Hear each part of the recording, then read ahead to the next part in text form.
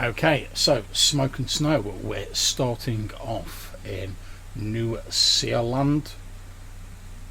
Weimar and Brock have recently travelled back in the company of a couple of Fort Eastburn guards and Mercy Dixon, who is she's a member of Fort Eastburn, and she's the castellan of a sort of a watchtower that's been built near Dearson fairly recently. So we start off with you guys in the village, and obviously we've just sort of off camera, Yanis is kind of giving you guys a bit of a sort of update on what is going on, so we won't go all the way through that proposal again, but essentially Mercy Dixon is proposing on behalf of the Lord of Fort Eastburn that they're expecting come the summer that a lot of people from Rohaleen, the home continent, who weren't willing to like risk danger to come and settle in Valconan originally, they're probably going to, now they know it's a little bit safer, they're probably going to want to come over and take advantage of all the hard work and the risk that people like yourself have been through. Obviously they're not too keen on this idea because they figure, well, we're the ones who risked all the dangers, why should they now swan in and reap all the rewards? But they're expecting this to happen, so basically they're trying to build a series of watchtowers and forts along the southern coast, so that if Rohaleen people do come over and they start trying to push their weight around and like start trying to take over, they're in a position to like resist that and go like, no, we're fine, well, we've got this, like we're the ones that like risked all the danger, so like leave it. They've basically, as Weimar will have told you, they've proposed this idea to the people in Dearson, who seemed pretty willing to sort of accept the idea. When Weimar and Brock warned them that like, oh, there's pirates in the area, we've just killed a load of them, there's possibly retribution on the way. In order to help them, Mercy Dixon left the vast majority of her soldiers in Dearson to help them defend in case any of these pirates did turn up, and she's only taken 2 bodyguards with her to visit New Zealand, and she's effectively proposing the same deal to New Zealand. She's saying, oh, whilst all the watchtowers etc will be like loosely affiliated with Fort Eastburn, the current lord of the fort is very keen to have people from the area actually in charge of the various fortresses, because they know the local people better, they know the issues that bother the local area, stuff like that. They're in a better place to sort of more fairly deal with stuff like that. They'd suggested that they wanted to build one of these forts in the ruins of Castlane because there's plenty of stones, plenty of building material there, there's no one actually living there. They'd obviously heard of you all before they sort of came here, which isn't surprising given like your various adventures thus far. And apparently the Lord Eastburn had proposed that Weimar was a potential candidate for being like the castellan of this fort if and when it's built, but they said without the agreement of the local villagers and the local people they weren't going to build it. That's why they'd come here to like ask before they even started building that. So obviously it's been a lot more sort of flowery in character, there's been a lot more sort of talking backwards and forwards, but that's the sort of rough idea. Obviously on a sort of domain level, Eastburn is trying to expand its reach as a domain, with the ostensible goal of having a firm hold on the southern coast in case any people from Rohaleen try sort of like exerting influence over Valconan come the summer. So this has all been laid out, you're all there as part of the chat and everything that's going on. Josiah Means, the elder of New Zealand, is there as well. Mercy Dixon is there with her 2 bodyguards, one on either side of her. Is there anything you guys would have wanted to bring up during that conversation? And at the minute it is just a conversation, they've not come in and they're not like, hey, we're building a fortress, like get on board with the programme. They're like, this is why we want to build the fortresses. If we're going to build one in this area, we want one of your guys to be in charge of it, but also we want to check you're okay with it before we start it. So would any of you guys have had anything you wanted to say during that conversation? Or any questions you want to ask? So I guess So I have a kind of out of context question. Um, the Fort Eastbourne is the Grima Wormtongue dude, right? That's correct, yeah. Okay. Okay. Okay. So I Also, guess. for additional context, we had the pirate slaver captive, and there was a sort of test that Weimar was trying to do as far as like what kind of people these are, the castellan and the bodyguards, by figuring out what to do with the pirate, and it was sort of at least Weimar's conclusions, and I think probably Brock's as well, that the castellan at least was on the level, and sort of the kind of people that we would like to associate with.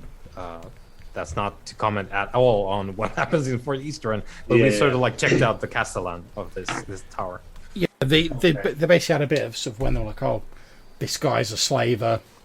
What should we do with him? He's told us this information, but we can't really just let him go. And Mercy Dixon was like, well, you've already told us he's enslaved people. He's no doubt killed people. I think it's pretty obvious what we should do with him. Like, we know what he'd be sentenced to if, like, he was brought to trial in this. And they basically said, yeah, we're fine with that. And they turned him over to the Ice Walker woman, because he was obviously like tied up and whatever. They turned his fate over to the Ice Walker woman, who was one of the slaves they'd rescued, and she killed him. Then they, at the rest of the group's instigation, they sort of like hung his body up from a tree as like a warning, something. Okay. And John, does this story sound plausible, or does it sound more likely that since this guy is not a noble and he's claimed the fort, that it's more of he's trying to protect himself, or do we think we think it's feasible that he'd be trying to protect the land and everyone in it?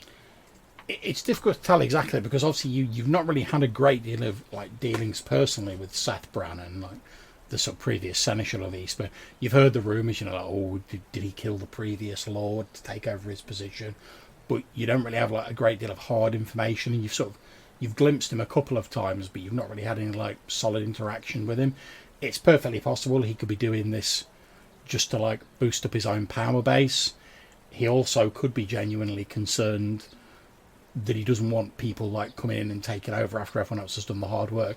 Or to be honest, it could be both of them, because he might well be interested in like preserving like the sovereignty, for want of a better word, of Valconan, but he might also be, by doing that, obviously also I make sure no one's challenging my own power base.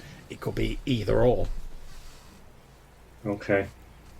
Now, was there any details on how the vassal ship, I guess, would work? Do we have to pay them? As far as you understand it from what you've been told, they would pretty much pay for the fortress, and there would be a garrison of men put in the fortress, and then whoever was in charge of the fortress, like I say, they've sort of mentioned Weimar as one of the candidates, they would be sort of left to their own devices. They spoke briefly to Weimar previously, the idea being that every so often, like the castellans of all the fortresses would like meet together with like Lord Eastbourne and any of the other lords from the fortresses he can get on board, and then like any grievances would be aired, and they would decide on a course of action with which to go forward. Because the very much the idea they're sort of pushing forward is that obviously people in Fort Eastbourne, they don't really know what the deal is with like New Zealand and what the pressing issues are there. They would rather have someone who like is a local face, known to the local people, and can basically, if there is a problem locally, can then like meet up with all the other lords and be like, look, this is going on, this is the problem, I know these people, like, how are we going to deal with it? So they're not relying on sort of second-hand reports and rumours and hearsay, which all sounds very reasonable. How truthful it is, obviously you don't know. Okay. And I guess then if we take a little sidebar, yeah, of course, among the three of us. Yeah, I mean, obviously this is like happening over a period of time, so you'll have a chance to like step aside and discuss between the three of you. What do you think of this story, Weimar? Seems a bit too good to be true. Well, I think it's plausible, and they're also acting on it. They did mention that they had sent sort of runners, I suppose, with similar kinds of, suggestions to the other forts as well. And I think there's actually something going on there, more or less what they are saying here. And I think that's probably also partially due to the fact that whoever's there, they won't have the kind of title that people from the old country are going to respect when they come over. Like, he's going to be just another steward. Yeah, and yeah. They'll toss his ass out and put a cousin with an actual title on his seat. So he may be a thoroughly reprehensible person, as we have suspected in the past, at the same time, I think he's probably looking for self-preservation, much as anyone else. Which, it doesn't make it clean, but I think he's probably scared of the same kind of stuff we would be, because none of us have actual claim if the lords come over, because they'll just decide what is actual claim, and it's not going to be us. So, yeah, and I do think it does formalize our claim to a certain degree if he claims it as a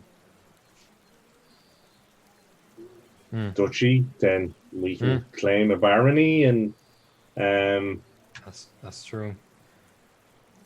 At the very least, like, if we're looking at this in terms of there's going to be a lot of rich people coming over soon. we are not that, and if we have a village with a palisade, a couple dozen mercenaries, it's going to last very long against the warship. Bombardment for a day or two, then they'll just waltz right in and take whoever's left. So I think in the long term, having friends is what we've been trying to do anyway. Now, is this gonna be a bad thing once we actually meet this new lord and see if he is the kind of person that we thought he might be when we wandered into the mountains? I have no idea. But in the meantime, there's no harm to have him build a fortress nearby. Yeah, I mean, alliances have been known to end, and of course, a new barony is formed. That's very true. Now, I'm not looking to say let's go into this with the intent of bailing out if he is, if he likes to, well, if he has questionable tastes, I think we're probably going to be okay. There's not going to be a better option coming over from the old country where that is concerned. Now, if he's actually doing something in the mountains that we would want to put a stop to, whether that ties back to whatever we have discovered so far of the ancient heritage of this land and the things that have happened here. Like, if he's tied up in any of that, and I think there's every chance he could be. Who knows what's in the mountains? We didn't explore enough. Yes, we didn't find anything except that. Yeah.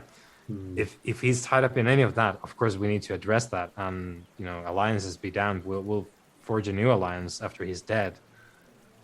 But if we have a chance of making this with like a slightly reprehensible person who has the usual characteristics of a noble, I think it's worth a shot, at least, to try.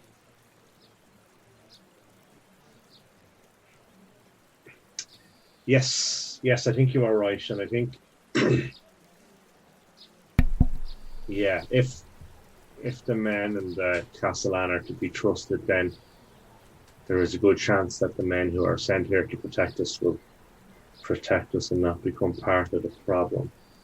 And should the worst come to the worst, and should this lord pass away peacefully in his sleep, then surely one of the castellans would be in line to replace him. Wouldn't that be ideal?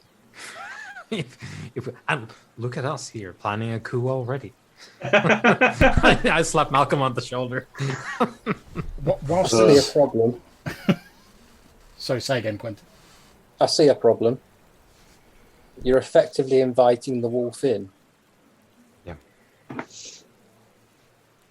What if those mercenaries are used to then slaughter your village?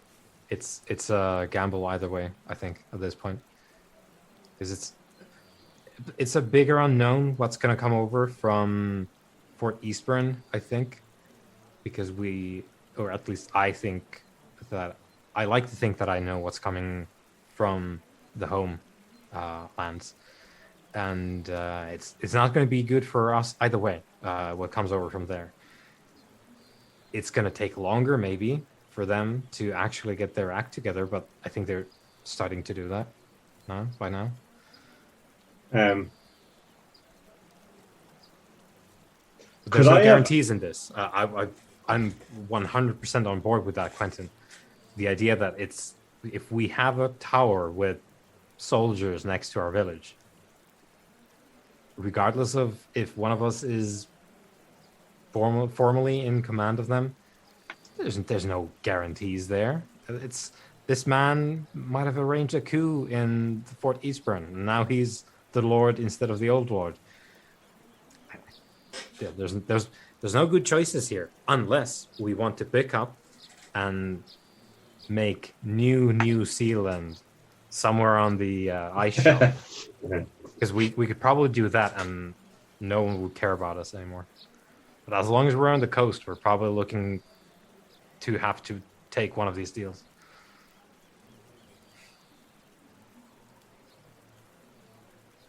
And how attached are you to New Zealand?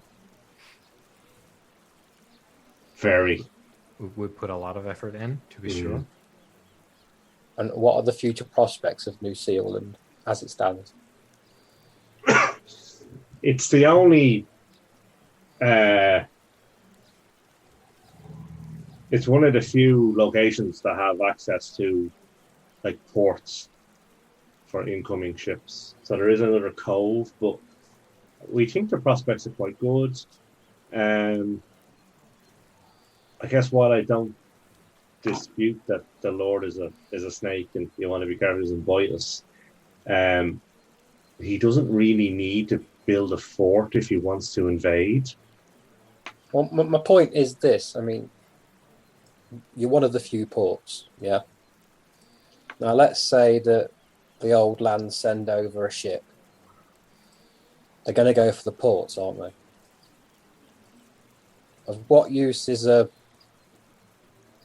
tower over there away from the port when we need archers firing at that ship? It's going to take them at least half an hour to get ready, and then the time it takes to get to the village, by which point you've been bombarded and boarded. I think if they want to build a tower next to our village, they need to do it on our terms.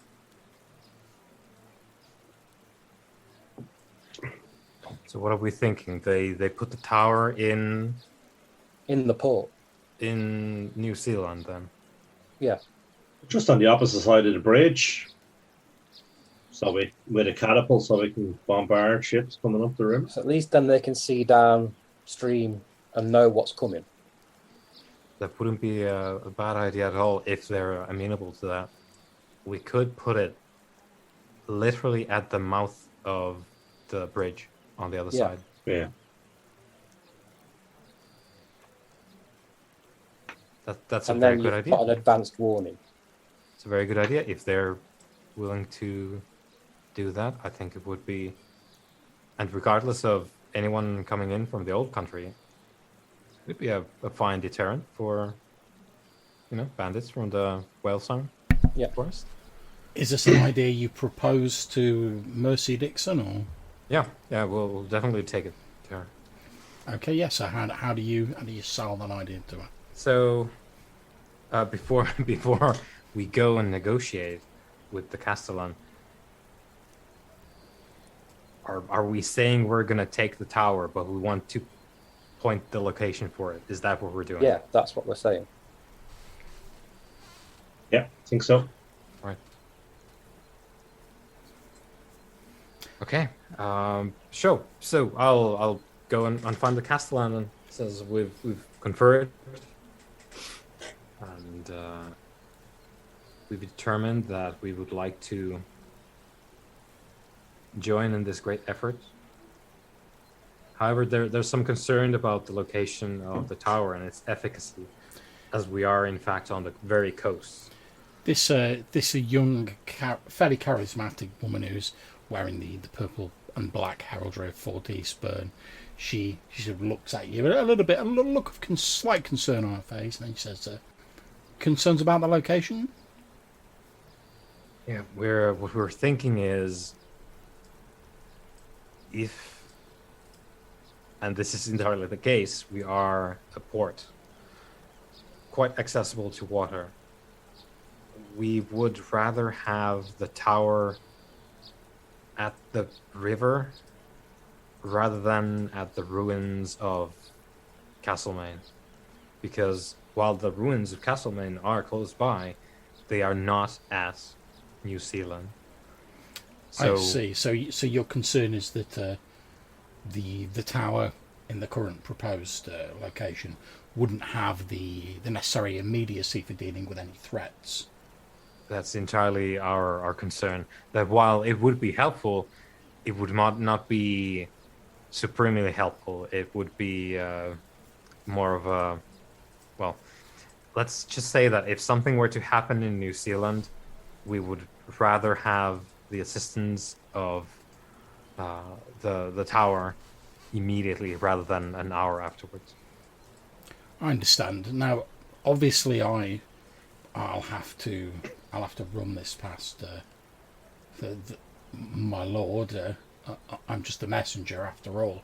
But speaking informally, I don't perceive any great problem with that. I know that my lord's original idea of locating the towers slightly out of the civilian population centres was just to keep the disruption to such villages and towns to an absolute minimum.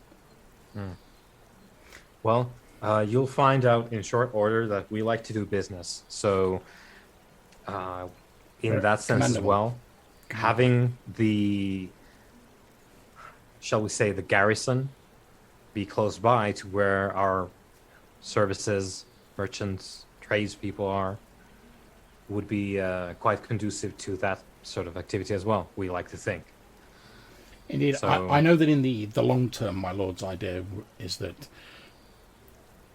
replacements for the garrison, etc., would be recruited locally, because obviously local people have more of a stake in the events that are going on in the area. But until you've had sufficient time to train and retain those people, of course, a sort of a stand-in garrison would be provided to man the tower until you had enough time to recruit your own people. very good. While this conversation's going on, Quentin, you spot sort of like up to the north where there's the gate into the village. You see what appears to be a ragged-looking man wearing a cloak. He has like blood all over him. His cloak's ragged and torn. He's got signs of like injuries. He comes. So you're too far away to like hear what he's saying, but he's waving an arm about. He comes staggering through the gate to the village and almost like falls into the arms of Clarence, one of the mercenaries that have been hired to protect the village of New Zealand. Clarence is sort of like knelt down by him, sort of like holding him as this bloody man that you can see he's like trying to say something to Clarence. I'll sprint over. Yeah, no problem. So I will move you over. So you sprint over. You're fairly spry, Quentin. So you get there just in time to recognise a man called Enos. Now, you would know from your background that at a point in the past, the players effectively recruited a group of like bandits and outlaws who were like more outlaws by circumstance than real want or like evilness, led by a woman called Remember McCord, and they offered them a place to stay in the village. Now, they agreed. They said they didn't want to actually live in the village. They were going to live in the woods nearby, but they agreed to help like defend the village and return with hospitality. And when the winter got cold, they could shelter in the village. It was all a nice arrangement.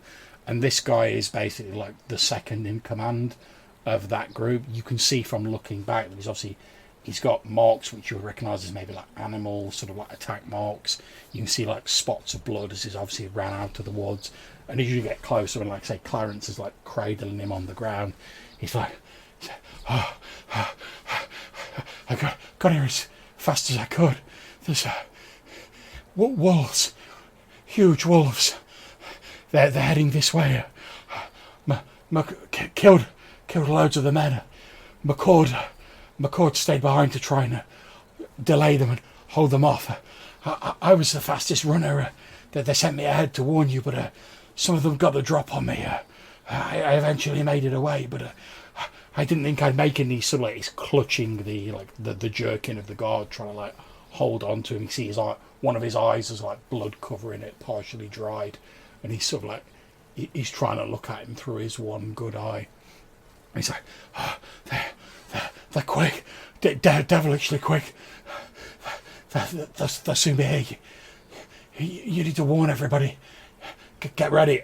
At which point, like without saying a further word, Clarence sort of like puts him down on the ground, reaches inside his jerkin, he pulls out like a big tin whistle effectively, and he blows a single shrill note on it that anyone in the village will hear.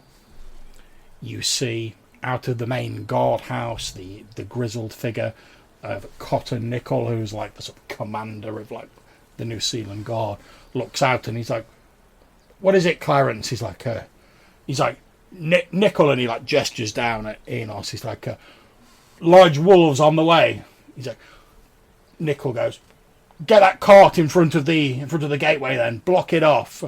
And he sort of he looks around, and you can see like he looks at the other people who are sort of stood on guard at the palisade, and he's like, "We've got incoming, like we're prepared for it. Get yourselves ready." And obviously you can all hear him shouting.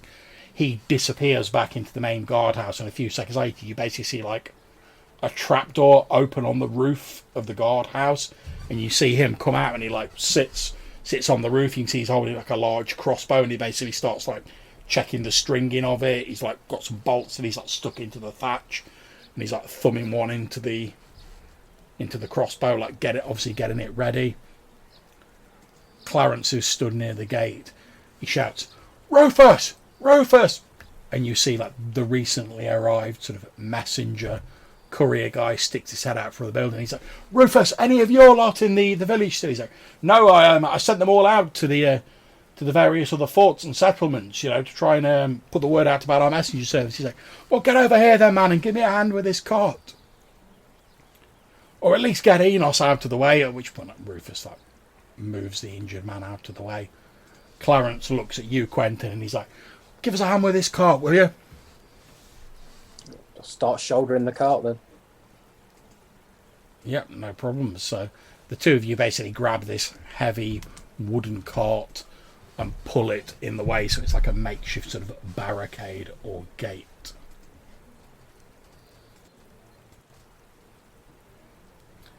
And as all this is going on, in the distance you hear the sound of howling.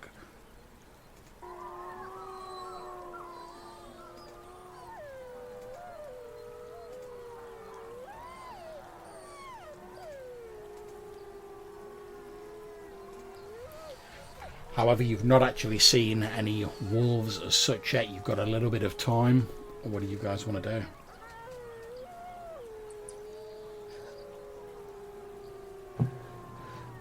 Is there towers at the gate?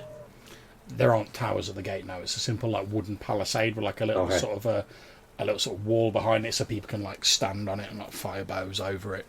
But it is a simple wooden palisade. Okay. Awesome. So I think I will. And like I say, you've got a bit of time, so feel free to move yourself wherever you want. So I think I'll come up. How high is the? Can we shoot over the palisade? It'd be quite difficult to shoot over it just so, like from the ground. However, like I say, there's like effectively little ladders, and then there's like a little wall like halfway up it that you can stand on and like fire down. So I'll jump up onto that in this corner and get ready to shoot my bow. Yeah, absolutely fine. I'm going to get on top of that building. Yep. And aim a bow towards the lowest point, which is obviously the top of the cart. Of course, yep. No problems. What about yourself, Weimar? So, do we have any indication from which particular side or direction the howls are coming from? Or is it just, general? They appear to be sort of coming from like this sort of direction, so like the direction of the woods over from the east side. Right. Okay.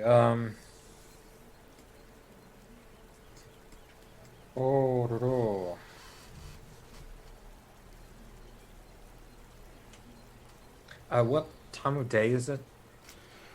You arrived there fairly early, so it's probably sort of like mid-morning. There's a fairly light sort of snow falling. Obviously, the temperatures are pretty much always cold now because we're heading into the Valconan winter, but we're not like deep into the winter yet, so it's not terrible.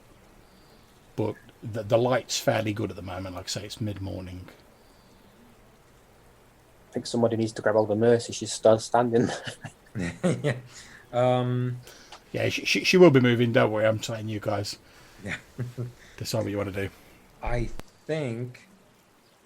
Wait, Josiah is the alderman, right? He is indeed.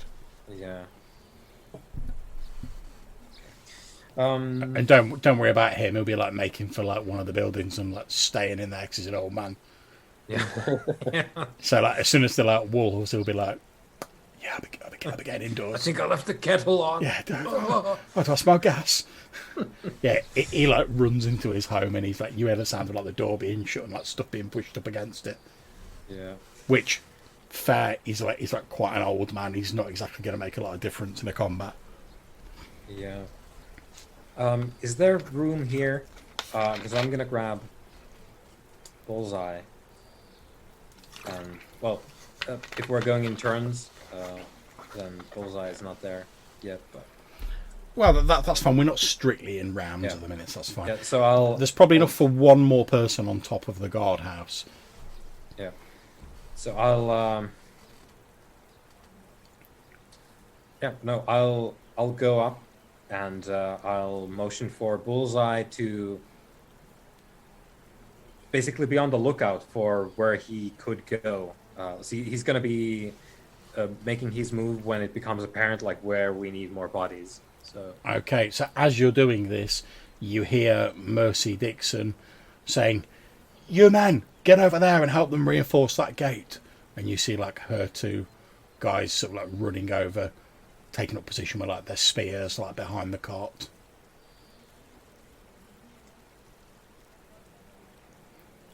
And then she actually looks in your direction, Weimar, and she says, "Where do you want me?"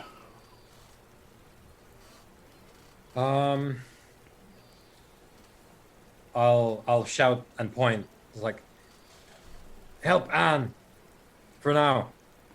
Yep, no problem. She moves over there and she heads up one of the little ladders onto the little palisade wall. You see as she sort of gets up there, you see her sort of like reaching behind her cloak and she pulls out what you obviously recognise as a black powder pistol. You see her sort of like pulling around like a little like bandolier with like obviously a couple of like ammunition pouches on, and she's starting to like put the powder in and like getting this pistol ready.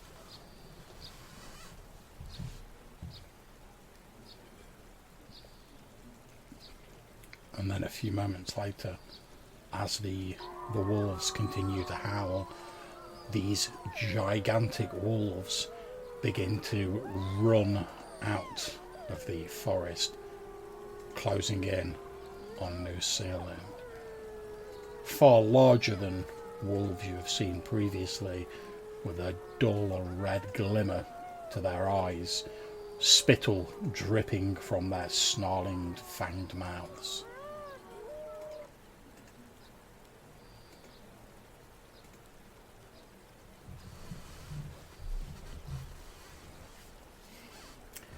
Okay, can all of you please roll me a d6?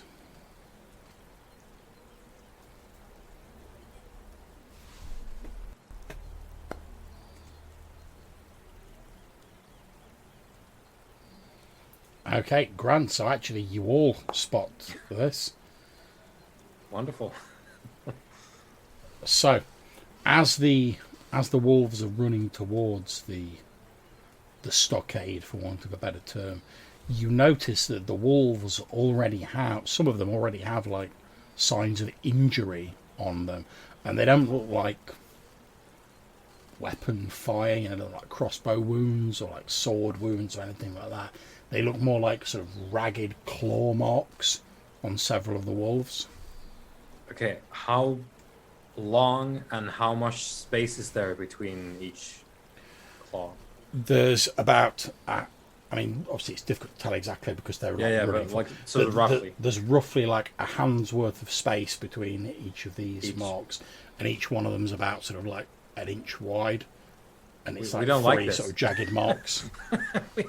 We don't like whatever did this, is what Weimar thinks as he's getting his black powder gun out.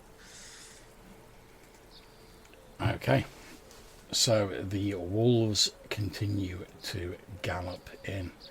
So obviously we're going to come to initiative now, as is the normal way of things.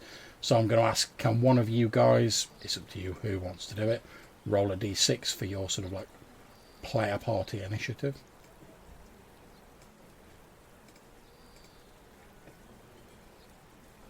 I don't mind who wants to do it. Nice. Okay, let me make a roll for the...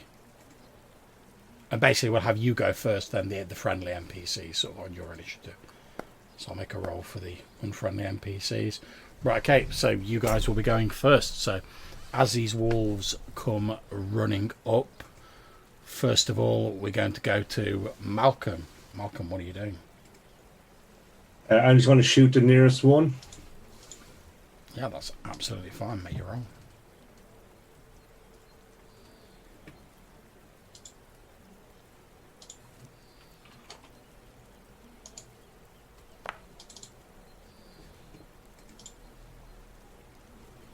Uh, 11. Okay, that is not enough, I'm afraid. So your arrow, I assume, skims the hair of one of these wolves. It lets out a bestial snarl. As you see, it's like it's sort of dropping down into a crouch as though it's getting ready to like spring up to the stockade wall. Okay, Quentin, what do you want to do?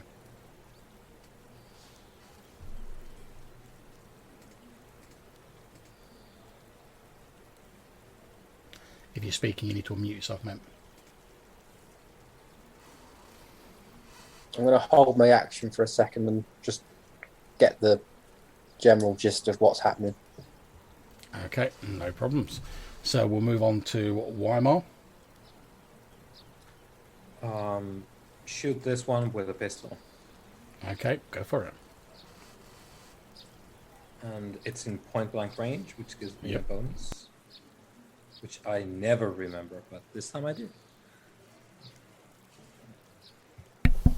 See, all it took for you to remember your bonuses was like a pack of dire wolves attacking you. Oh, that'll do. I guess that's a hit. I was going to say, never mind that to bonus. When you like hit that like natural 20, yes, that is most definitely a hit. So I assume you were shooting at the one nearest to you. Yeah, this guy. Okay, yeah, no problems. So you take a shot at the dire wolf. There is a loud as the gun discharges. You see your shot strike the wolf. A spray of blood goes up from its coat, like a bit of fur, sprays up into the air. And I'm going to make a quick morale check for them, because you've just discharged a black powder firearm. Because their culture doesn't have black fire yet. Ooh. Okay. So, you discharge this black powder firearm, and the two wolves here, and in fact, although they're not sort of like in a screaming, like panicked rout, the wolves do start falling back a bit from the wall, apparently a little bit less sure of their previous action, given the sort of foul, acrid smelling smoke that's drifting across the battlefield now. You can tell they're almost sort of circling rather than like fleeing, but previously they were just sort of full ball, like going for it, like, yeah, we're going to leap over these walls, we're going to tear into people there. Then there's this thick belching cloud of smoke and this horrible acrid smell, and it causes them to fall back a bit, almost like with a sort of unusual amount of intelligence, you know, Weimar for wolves, almost as though they're sort of like rethinking their course of action. Yeah, I guess the fact that they're not running away is the thing that makes him go like, wait, are they reassessing this? Like, this isn't by...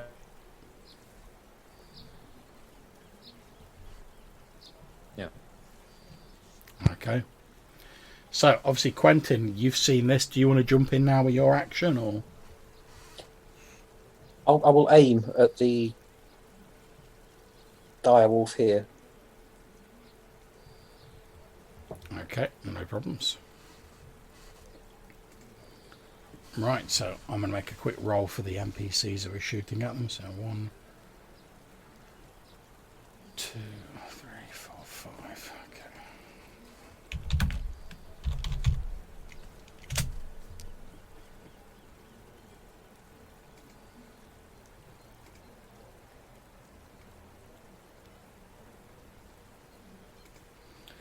Okay, so there's a flurry of arrow shots from the defenders of New Zealand, and there's another loud crack of a pistol as Mercy Dixon discharges her firearm at the wolf that's sort of slinking away from the wall where she's situated. You don't see any sort of major hits scored on the wolves, like a few arrows sort of skim them, they get a few minor nicks and grazes, but nothing sort of remarkable. However, because they've been driven back, they're effectively going to spend their turn sort of circling around them, so they're perhaps like looking for a sign of weakness or somewhere they can get in, but they're not just like charging forward. So we'll move back round to you guys again. Obviously, Bullseye still hasn't gone yet, so if you want to do Bullseye, YMI, you can do.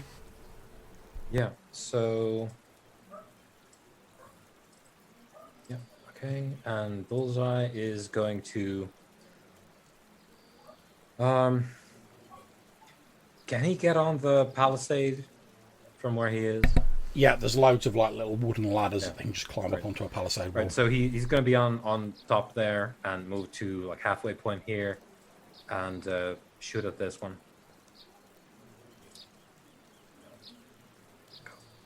Short bow. Okay. Come on. Yes. No. It's still enough to hit. However, as the wolves are sort of like slinking away, it's a very sort of like shallow hit. I mean, you know that he's hit it, but he's not done a massive amount of damage to it. You see it's like a shallow sort of crimson graze scored in the grey-black flank of this creature as they're sort of like circling round and yipping and howling to each other. And we move on to the next round, so it's back up to Malcolm again.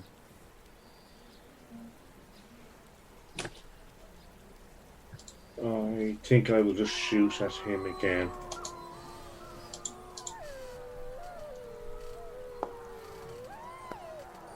Might be better. 16 for... That's enough to hit. Again, you fire an arrow at this creature and it slices into the side of it. Okay, Quentin. Right, I don't actually have a bow on my character sheet, but I'm going to shoot the bow at the wolf. Well, as you're sort of like, oh, you look around, you're like, oh, I haven't actually got a bow. Clarence, who's like basically helping reinforce the with a sort of a, he's got like a spear. He's like helping the soldiers from Eastburn to like have their spears out so they can't just leap over this cart. As you're sort of looking around, you see him. He's sort of like one hand still on the spear, rested against the cart.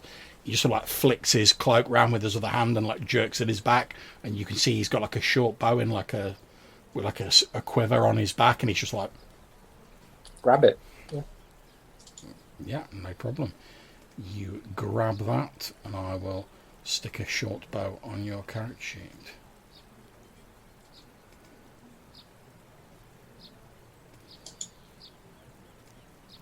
There you go, you should now have that on your character sheet. Yeah. So yeah, shoot this one. Yep, go for it.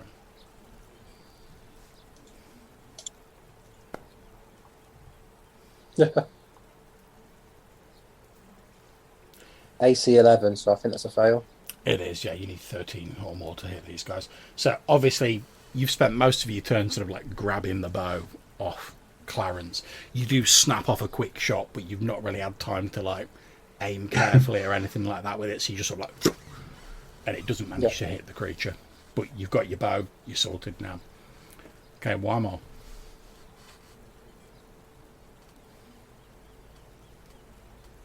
What do you do? So, I think we're gonna have to holster the pistol for now and take a longbow, shoot this one. Okay. Go. I believe that's a hit. It is indeed. So you fire an arrow from your longbow into the creature, and you watch with satisfaction as it sinks into the back leg of the creature as it's sort of slinking around. It lets out a sort of yip or a howl of pain. And then obviously we've got Bullseye. And Bullseye is going to continue shooting at this one. Not with the hand axe, he isn't.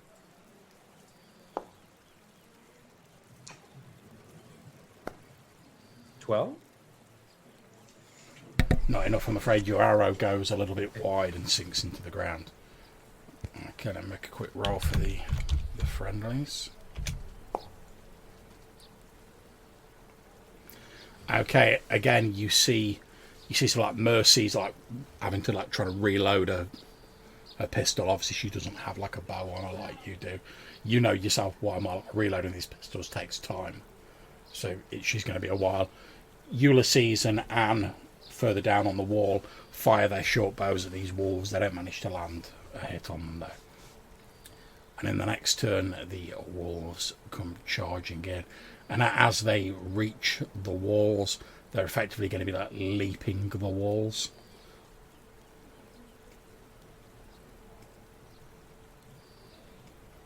These come running in here. These come running in here.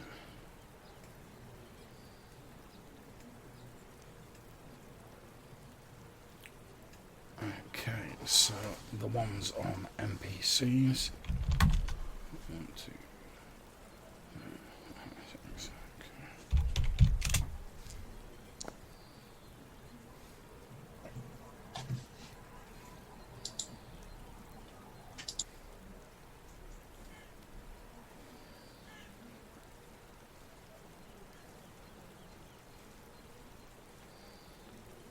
Okay, so as you guys are also like fighting and you're firing weapons at the wolves and various things like that, you hear a loud scream from the south, and as you look you see one of these wolves that has leapt over the palisade onto the sort of the short platform behind it, you watch as it tears Ulysses down to the ground.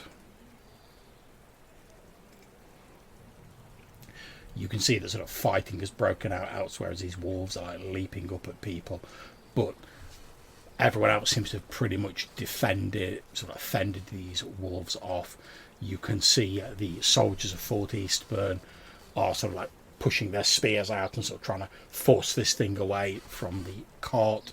Obviously we have Clarence, Quentin and yourself, Malcolm, sort of fighting off this other wolf. There is also, of course, Weimar and your man who is the leader of your defence, Cotton Nickel, so fighting off this. However, there is one wolf that's going to be attacking you, Weimar, which is the one that's sort of been shot, which is here as it leaps up towards you. And I'm going to make a quick roll for that.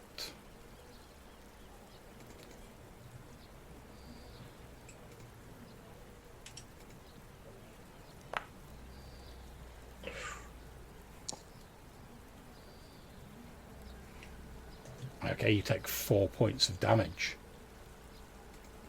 as this wolf, with a mighty leap, because obviously these are humongous, like dire wolves, leaps up onto the roof of the building and it rakes you with one of its filth-encrusted claws.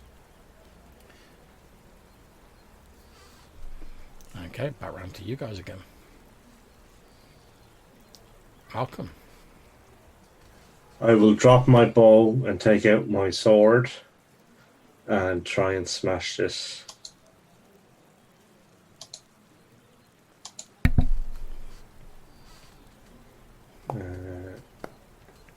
Okay, so that's 4 points of damage on him. Okay, yeah, you stab your sword into the flank of this creature as it's launching this assault on you, and you're rewarded when you see splatters of its blood fall onto the staining the wood of the palisade red. Quentin. I take it this one's now in stabbing distance. Yes, very much so. Right, and so I will throw the bow behind my shoulder and stab it with my silver dagger. Go for it.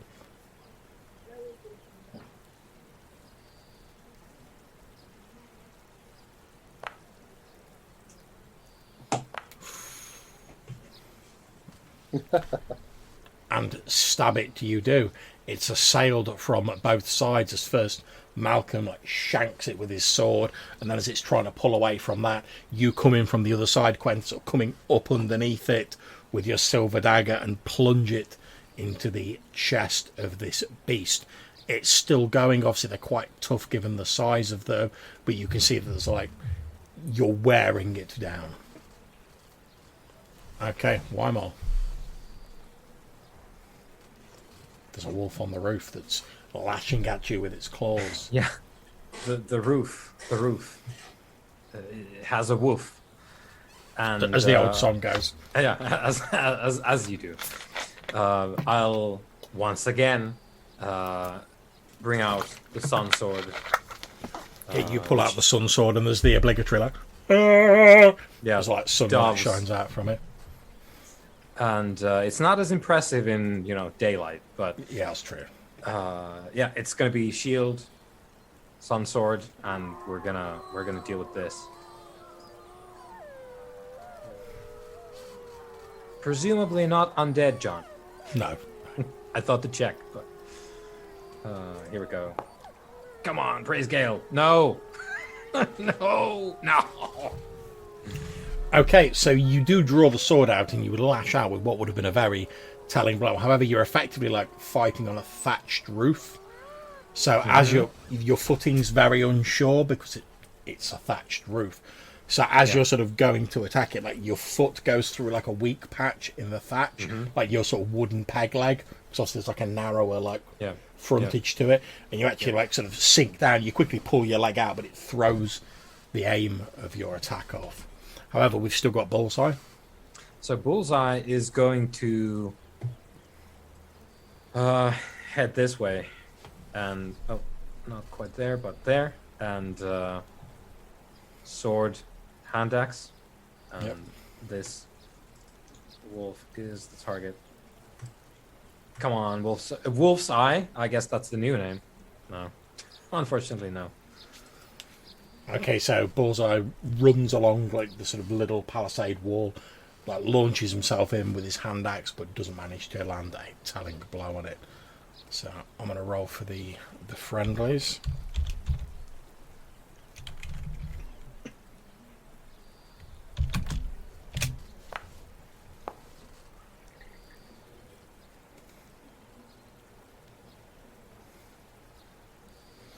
Okay, so as you watch, you hear a cry of jubilation from one of the Fort Eastburn guards as he plunges his spear into the wolf that's trying to get over the cart.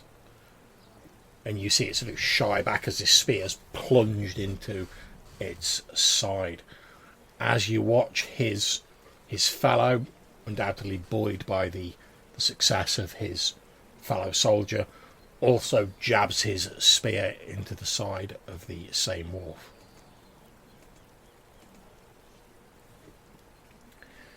As you you glance across Weimar in the direction of Bullseye's shouting, and you see Mercy Dixon as like Bullseye comes running in, she stops.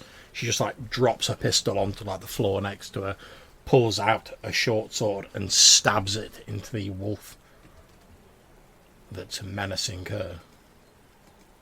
You hear it howl in pain as her sword finds its mark. Okay, and then it's on to the wolves. So the one that's got Quentin, Malcolm and Clarence, I'll make a quick roll to see which of you it's going to attack, because it's just... could I have put myself in harm's way to attract the attack? If you wish to do that, you certainly can do. Okay, yeah, I'll do that. Yeah, you don't have to make a roll for it, that's absolutely fine. Basically, if you're sort of like throwing yourself in front of it, it will just attack whoever's in front of it.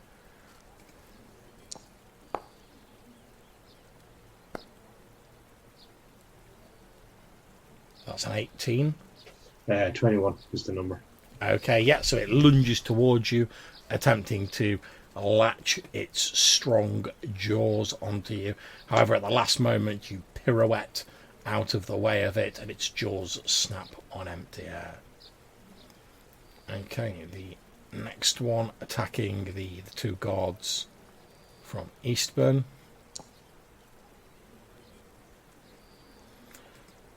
With renewed vigour, perhaps spurred by the injuries it's taken, it pretty much smashes through the cart rather than going over it, and you see one of the Eastburn guards basically gets like grabbed in its mouth and is like pulled back through the wreckage of the cart. You watch from your vantage point, Quentin and Malcolm, as this huge wolf pretty much throws this guy around like a rag doll, and after a few moments flings his body onto the ground, where it lies limp and broken. Okay, so we have the wolf attacking Weimar.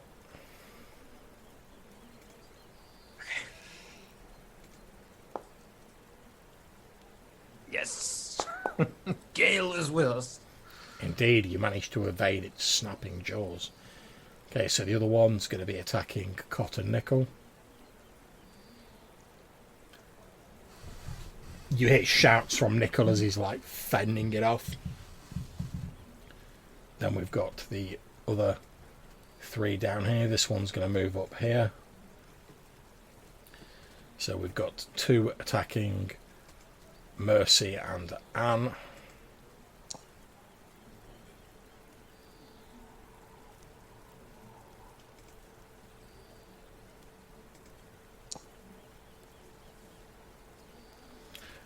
They're fending it off quite well, and then we've got one attacking Bullseye.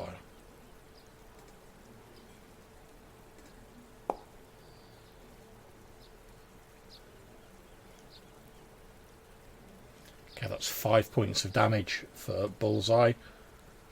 Johannes, as this wolf clamps its jaws onto his leg, you hear a loud swearing exclamation from the tall ice walker man as he's basically sort of going like that with his axe and trying to like bat it off his leg. You can see some blood dribbling around its mouth as it's clamped onto like his thigh basically. He's just about to get his artery nicked, so he's very close to death. Yeah. As you sort of look over, you can obviously see like Bullseye's looking in like a bad state. Okay, back round to you guys, Malcolm.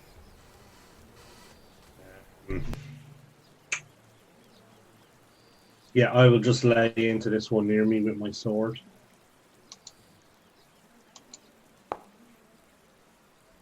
Oh, that'll do. Oh, that'll do. 10 points of damage on him. Okay. That is almost enough to kill it.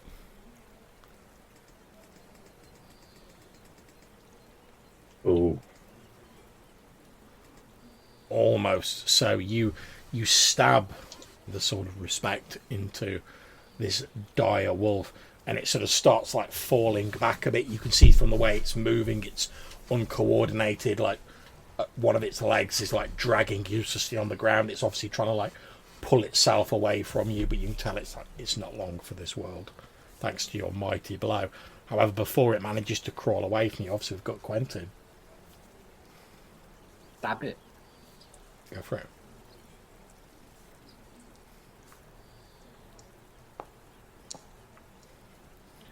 Okay, so as this sort of already like nearly dead dire wolf's trying to crawl away from you, would you like to describe the cinematic fashion in which you dispatch it? Trying to crawl. It's not really going to be cinematic if it's crawling away, is Well, I was trying to talk you up a bit, mate, you know. I will just plant the base of the knife up to the hilt in the back of its neck. Yep, you literally like sort of jump on the back of it, which, like you say, it's nearly dead, so it can't resist, and you drive your silver knife up under its skull. It lets out a long, sort of like strangulated, sort of spittle encrusted howl, which only chokes off as you like ram the rest of your dagger and like half of your hand home, and then as you pull it out and let go of the head that you've been holding onto with your other hand, it just slumps forward and lies still, its last breath hissing out in a wisp of smoke. Okay. One more. It's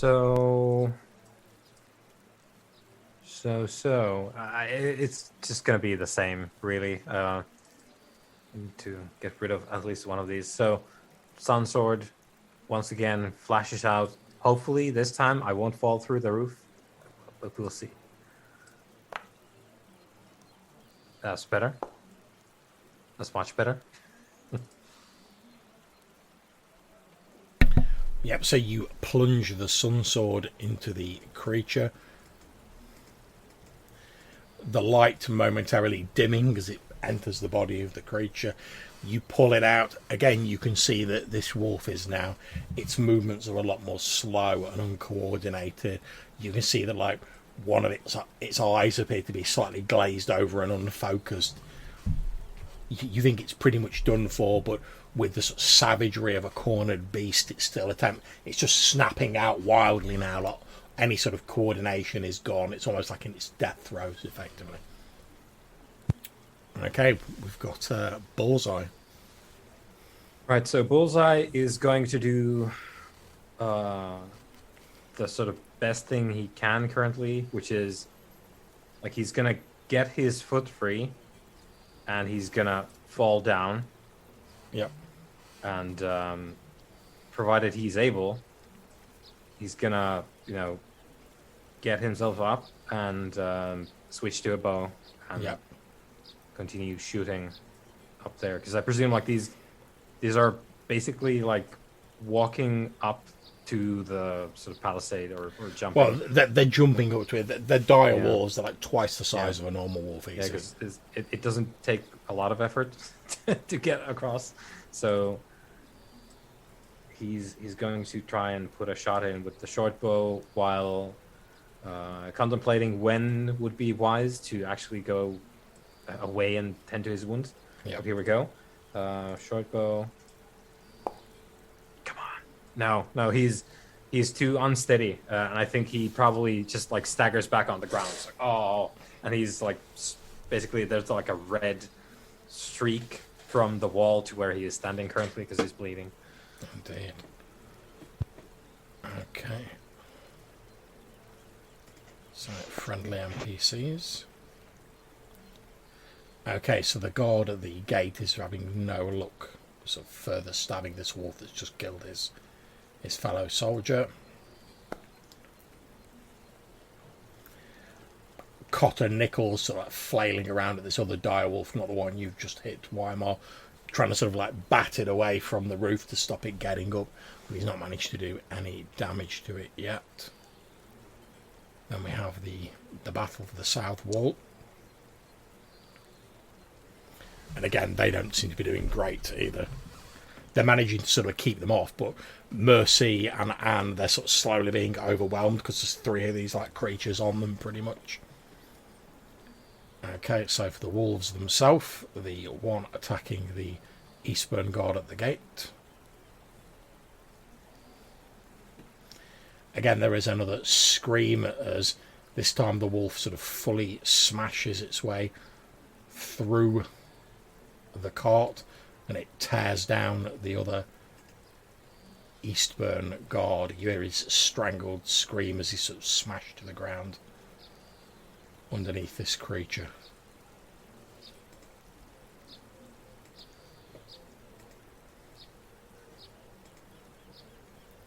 Okay, so the one attacking Weimar. Right. This guy? I presume, yeah. So again, it flashes out with its claw, and you take 3 hit points of damage. Okay, that was not what I wanted to do. Here we go. I was going to say, I've got to admit, I felt a little bit of concern then when your hit points just went burp. Yes. I was like, damn! 19 damage. What kind of hellspawn wolf is this? It's like, I didn't realize I put this in the game. Okay, the one attacking Cotton Nickel. Oof. Unfortunately, hits him. You hear like a shouted sort of scream that tapers off into a curse as this thing clamps its jaws onto Cotton Nickel.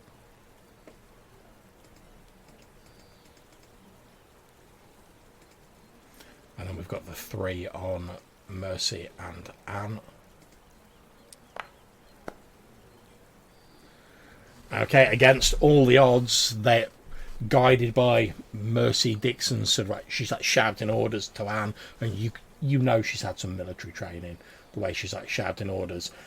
Although they've not really been able to damage these walls, they are doing a pretty good job of sort of fending them off and sort of like not taking any damage themselves. It's back around to you guys again. Okay. So I want to call out to Quentin to take care of this wolf. And I want to move. I can use double my movement, can I? Yeah, as long as you don't attack, you can move double. Right, so that gets me kind of down here somewhere. Probably here, where the same spot where Weimar is. And I will, I guess, call out to Weimar to look after the south wall and then make myself as big as possible to attract the attention of the 2 wolves on the roofs. Okay, no problem. So Malcolm shouts for Quentin to like deal with the wolf at the gate, sprints across, sort of skids to a halt, like weapon in hand, shouts at you, Weimar, to like deal with the south wall, and then he basically starts giving it the like, come on, what are you waiting for? As he's like fronting up to these giant wolves. Okay, Quentin. Stab the next wolf. Okay.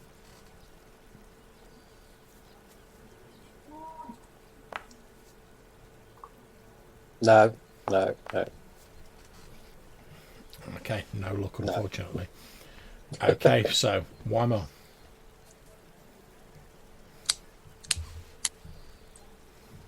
Right. So if we're thinking like 1, 2, 3, 4.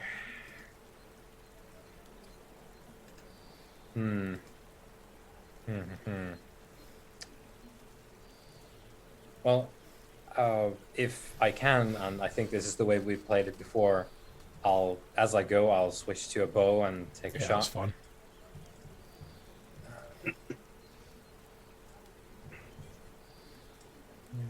Go. It's good. Okay, yeah, so your arrow sinks into the side of the wolf that lets out a howl of pain. Mercy Dixon briefly looks in your direction, gives a nod as she's sort of like trying to attack this thing with her short sword. Okay, then it's Bullseye. Bullseye's doing the same thing. No. I think he's in a bad way. Yeah, I think he's too banged up. You can see, like, as he's like lifting his bow up, like his hands are like shaking a bit because of the shock, and his arrow just like sticks into the wooden palisade. Okay, so friendly NPCs. We've got Clarence up there with Quentin. He's gonna have a pop at this wolf. This sword doesn't manage to do it any damage. Okay, so we've got Cotton Nickel. Okay, so as the wolf that's fighting Cotton Nickel sort of leaps up towards it, he plunges his hand with his sword like into its mouth, and then in that sort of like cinematic style, as it's sort of like spasming on the end of his sword, he kicks it off the end of his sword and its body falls to the ground with a loud thump. He looks up, he's covered in blood and gore, and he's like shouting down, and he's like, "Is that all you've got?" Okay, then we've got Mercy and Anne down here.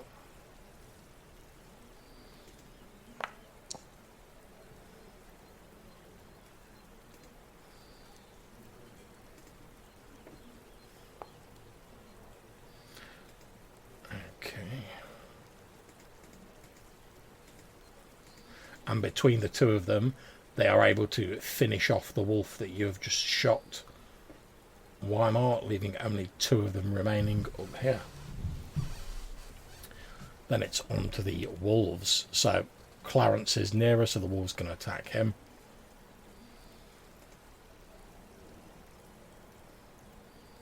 However, between Quentin and Clarence, they're able to fend it off. We've got the one that Harp's attracting attention to, so it's going to attack him as it's sort of leaping over the wall.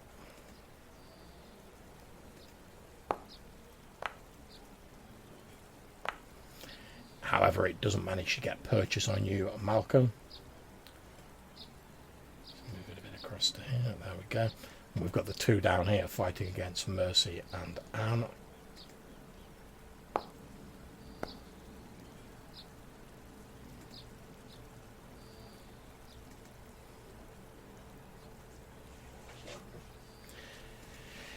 You hear a loud curse as one of the wolves rakes Mercy with its claws. You see like a large cut open across her left shoulder. And it's back around to you guys again. Malcolm. So I want to stick it to this wolf. Here we go. Not so much. Like graze him peacefully. It's more like a pet. Indeed, just sort of like gently buff his fur with your sword. Okay, Malcolm. So we've done Malcolm, so it's Quentin. I'll just continue to try and stab this one. Okay. No. Okay. Weimar.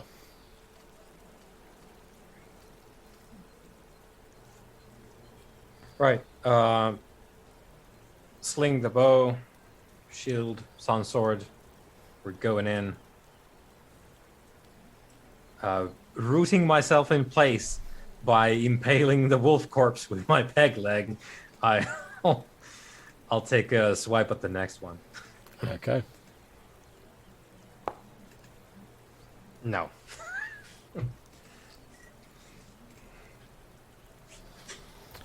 So then there's Bullseye, of course. Yep. Bullseye is going to shuffle over this direction Take a shot at this one.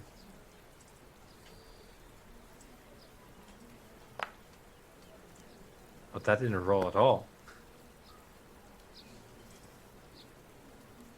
12. Okay.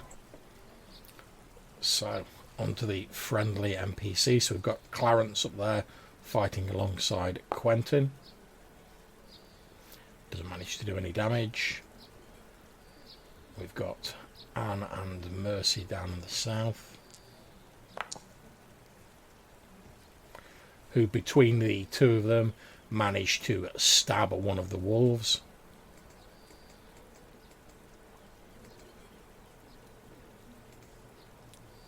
Okay, and then as you're fighting up here, Harp, the wolf that's been menacing you sort of gets ready to leap towards you, and then as it does, like, its legs just seem to like give out underneath it, and it like collapses onto its side.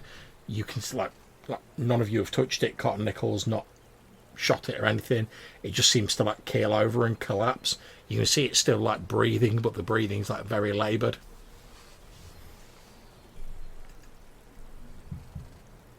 And did we see anything happen to it, or it just collapsed? It just seemed to keel over.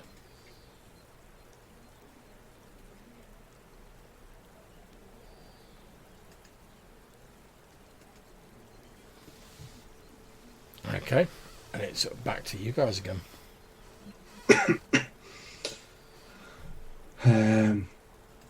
Can I stab it in the neck?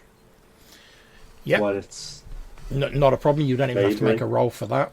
As you head over it, you draw your sword out of your barrack to plunge into it. And as you do, now you're a bit more close. You can see it's breathing, but it's still laboured. You notice again, it's already got like pre-existing wounds sort of on the side of it. And as you look at the wounds, you can see there's like a trace of some sort of like viscous substance, like just like clinging to the edge of the wounds. Almost like a thick sort of liquid, okay. colourless. Okay, does it look like anything we've ever seen before? Any Not really. venom we'd have seen, or Not really. I mean, like you say, you might assume it's a venom or some sort of poison, but it's not one you're familiar with. okay. So I think my plan would be to basically kill him in one blow if I can, and head south to help Weimar. Yeah, you do the dramatic where you sort of step up to it and you plunge the sword down into its neck, and it expires. I'll just come down to here. And then same again, making myself really big and obnoxiously loud. Okay. To draw attention. Quentin, what about the north gate? Yeah, I shall try and stab this thing yet again. Oh, there we go. 3 points of damage. Okay. And stab it you do. It's still going, but it's starting to look rough now as you plunge your silver dagger into it again and again and again. You hear like Clarence, who's next to you, is like sort of like fighting it with his spear, and he's been like pushing it back with you. He's like, "Come on, we've got it on the ropes!" as he's like jamming his spear towards it. Weimar. Okay. Yeah. No. We once more into the breach. Still in the breach, doing very little. Making it look good. Indeed. Okay, you've still got Yeah. Bullseye. Yeah, Bullseye is going to once again desperately trying to steady his hand enough to get a short bow shot off at this one. No, I think he's just done. Like he's actually just tending to his leg wound now instead of actually shooting anywhere. That's fair. So right, so the friendlies, we've got Clarence up there fighting with Quentin, who plunges his spear as he shouts, "We've got it on the ropes." He plunges his spear into the wolf, finishing it off. Then we've got Mercy and Anne fighting these two down here.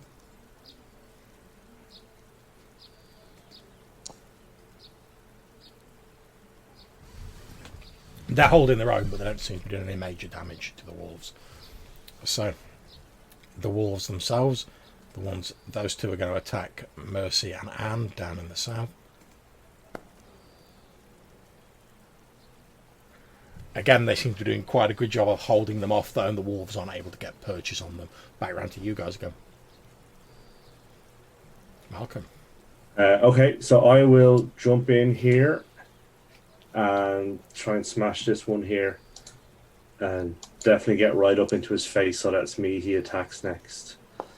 Okay, that looks like a hit for 3 more points of damage. Indeed it does. As you leap up, you jab the tip of your sword into this creature, and it howls in pain. Okay, Quentin, the wolf you were fighting is dead. It is an ex-wolf. Right, so I shall start making my way towards this little group over here. Okay, that's fine. If you're not attacking in this turn, you can move, double your move.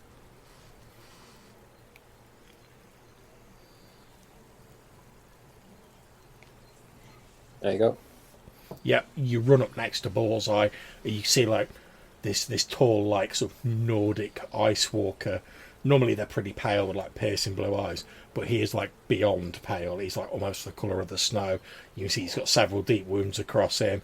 He's trying to like staunch the flow of blood on this like horrendous like bite wound he's got on his leg. Okay, Weimar.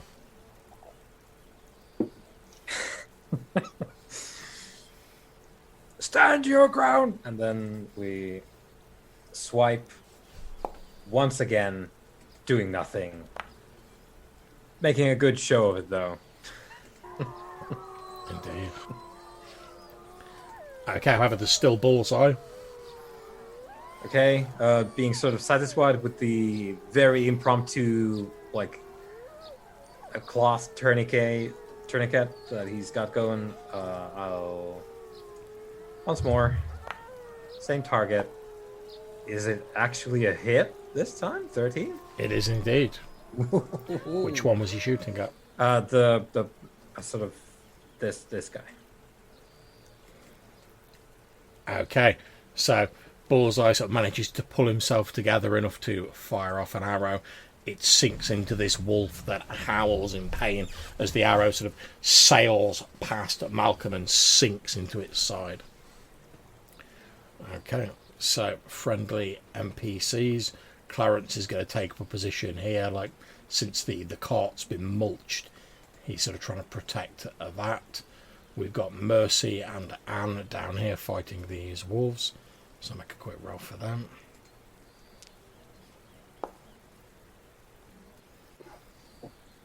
Okay, so Anne manages to stab her sword into one of the wolves.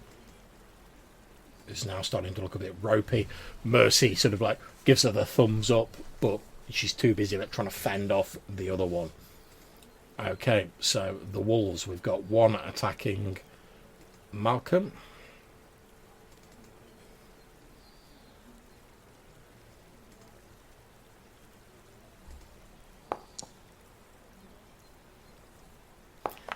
Doesn't even get close to you, Malcolm.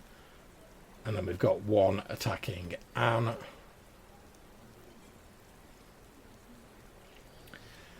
Okay, there is a loud scream from Anne as the wolf literally like jumps into her, pushing her off the wall of the palisade and into the village proper. There's a sickening crunch as she disappears underneath the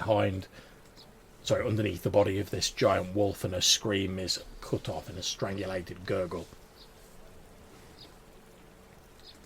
Back around to you guys. So I will, quite upset about the death of Anne, turn around and swing at the creature that just killed her. Okay. Oh, that'll do. And swing you do.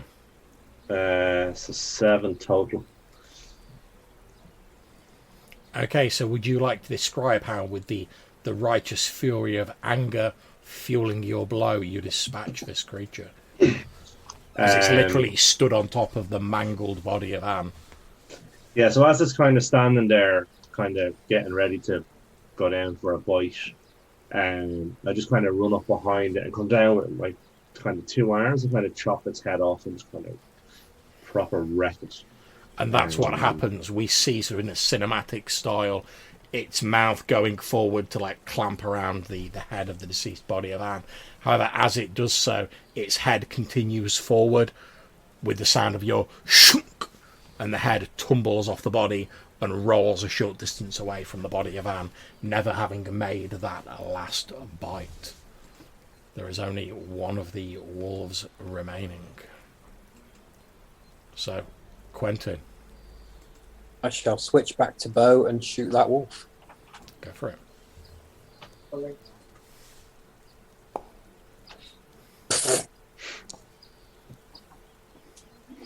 Nope. Okay, no dice, I'm afraid. One more. What do you do? I stride forwards across the corpses and take another swing. Please connect. I think we might be onto something here. ooh, Yes. yes. Indeed, you have struck the wolf. However, it's not enough to kill it. It's definitely looking worse for wear, though. And obviously, we've still got Bullseye. Can he pull it out of the bag for one last final shot? Can he Let's see. steady his aim enough? Let's see. There's the first person footage of like the breathing slowing down, the heartbeat slowing because he's bleeding. Yes. And there's that one frozen moment when he's not breathing, he's holding his breath, and his heart has just beat. And here we go. Does he get? Yeah, he does. Oh, He does get tricked. Okay, so now we finally get to see why he's called Bullseye. So would you like to describe how, marshalling the last of his strength, he dispatches this foul creature? I think it's I'm accidentally said it before, but I think it's going to be a cool thing to carry forwards. Like he fires off the last shot, and starts collapsing on one knee immediately afterwards, and then like slowly like folds into the ground, watching the arrow sail, and it hits the wolf in the eye, and the wolf just like pitches off the palisade, and he goes down, and henceforth he shall be known as Wolf's Eye. But that'll come later. So yeah, so I like to think that he, as he sort of like topples to the ground, he's basically like, that's what you get. Like falls. That's all you got.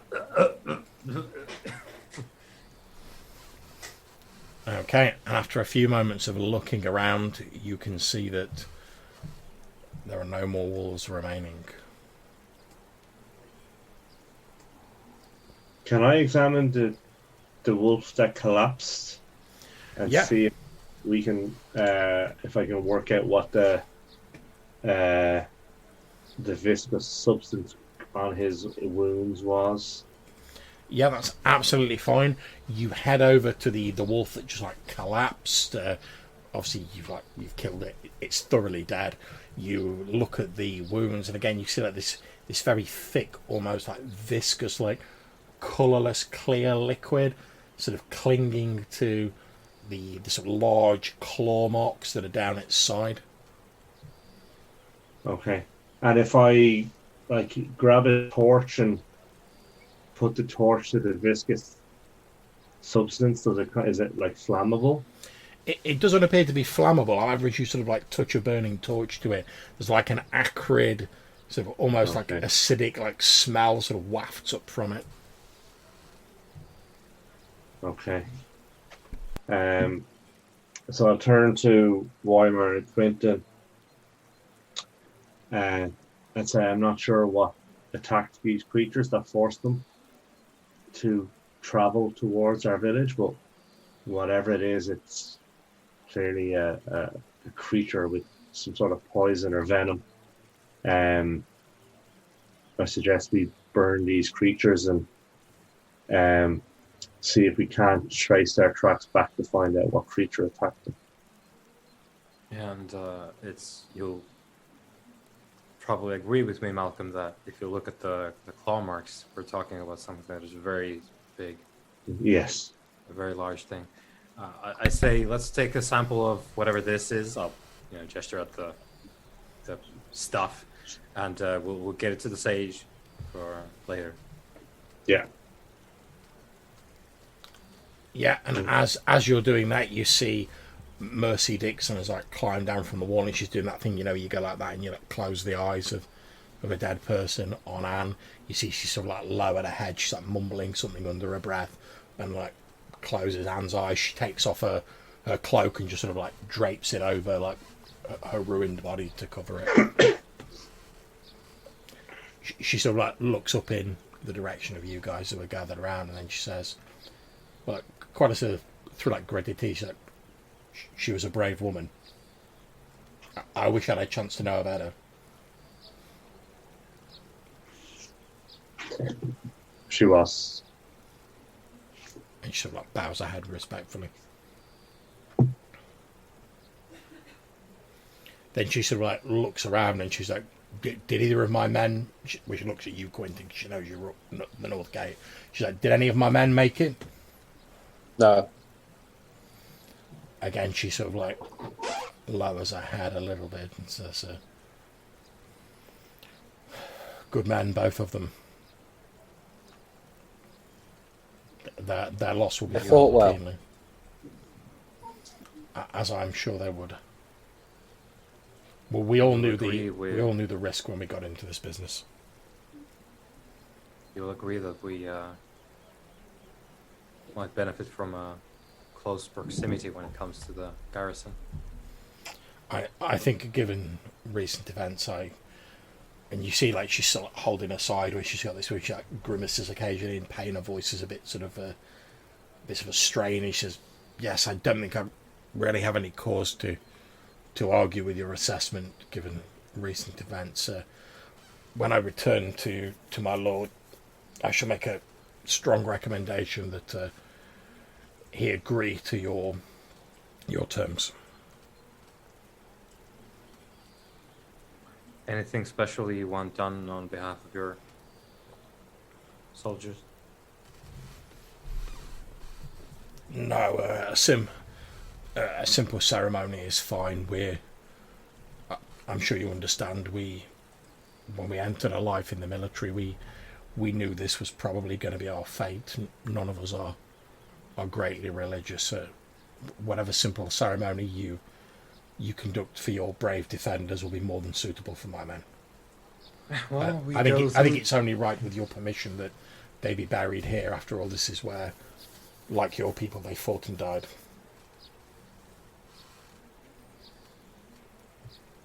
That's fine.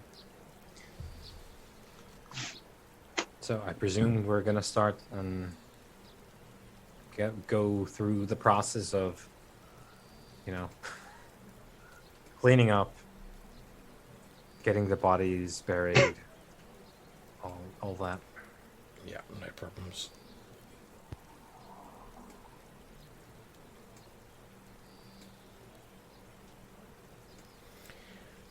Yeah, so it's probably getting to sort of like early evening by the time you've checked out the sort of surrounding area. You've gathered up the bodies, you've burnt these wolves, etc. All of that sort of stuff.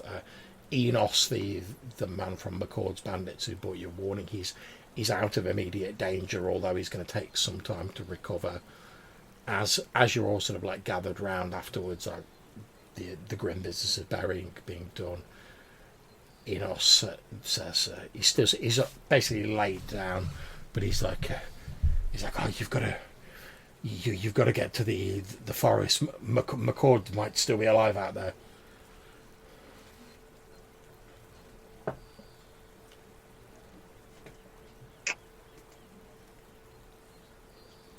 I think he's right. I think we should go and see. He says, I left her just to just beyond the outskirts of the woods to the northeast.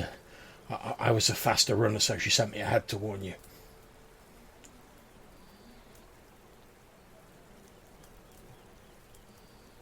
Go take a look.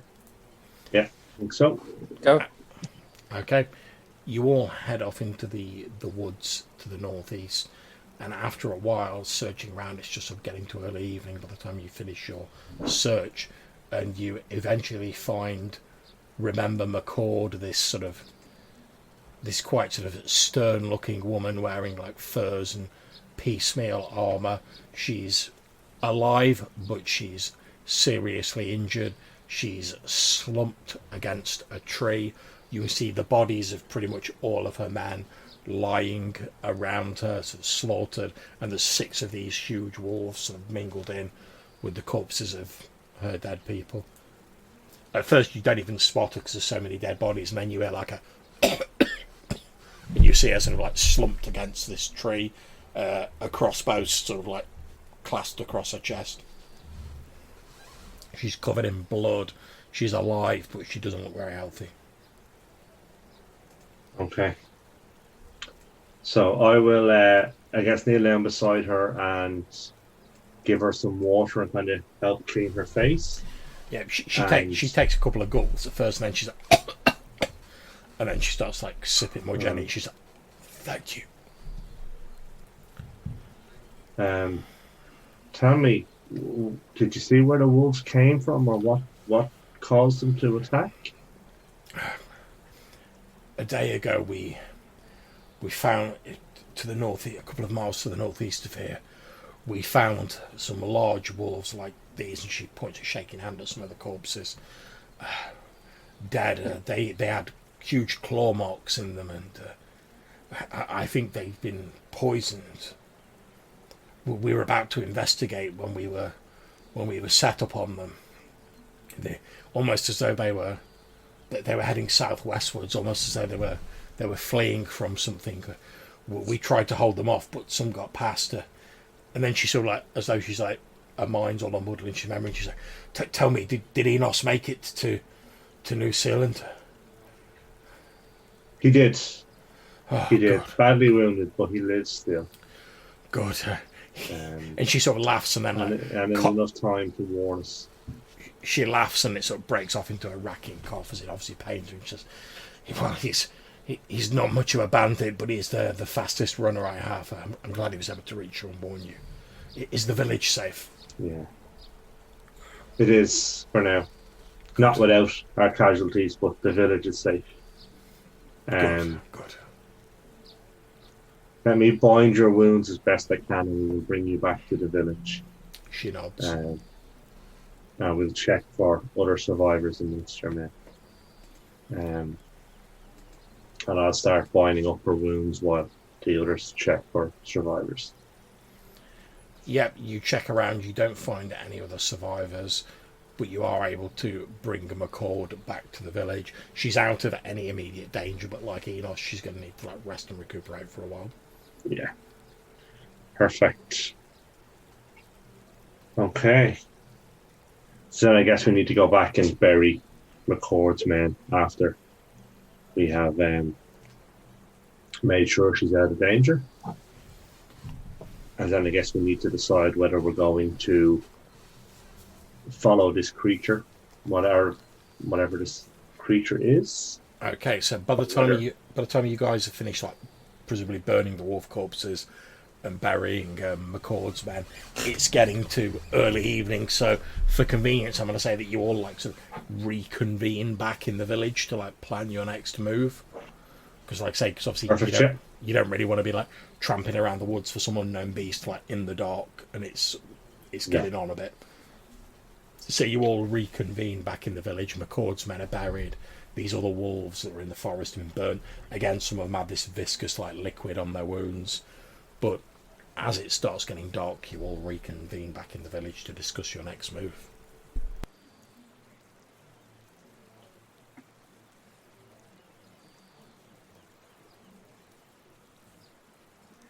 I think we need more guards we've lost at least 2 just today, and we were already a number short. Or our traveling companions. Yeah. And as loath as I am to leave the village with such a creature a number of days to the north, I really think that we need to find more men to protect us. I don't know how soon the Lord might send men if he does agree to build a tower, but my sense is we need to find our own men and hire our own guards. Yeah, and we can't rely solely on the tower. No. Mercy Dixon says, obviously sort of like tending to her own wounds, but she's obviously gathered around with you guys. It's like, well, I can certainly put in a request that a temporary garrison be sent to New Zealand to bolster your forces, but obviously I'll have to get back to the fort in order to make that request. So it'd be at least a couple of days before we could get anyone here. I mean, I could head to my tower at Staffstone and spare some of my men, but even that would take at least a day. And is there many men to be hired in the fort these days? There are always people willing to sell their swords, so to speak, but as for the quality of the training of such freelancers, I couldn't say. Mm-hmm. Training we can provide.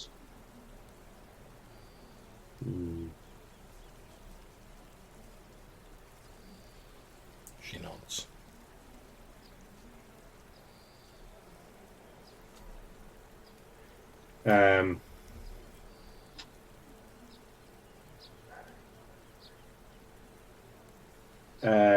Mercy, would you be able to travel to the fort and hire 10 men for us and send them down to New Zealand for us? Save us traveling.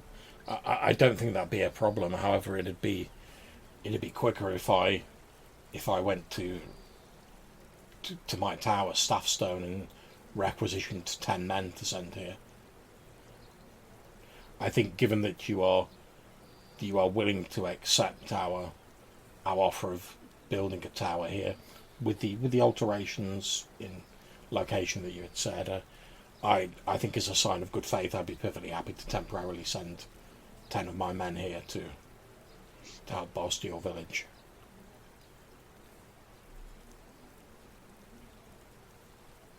At least then I'd know that they had sufficient standard of training.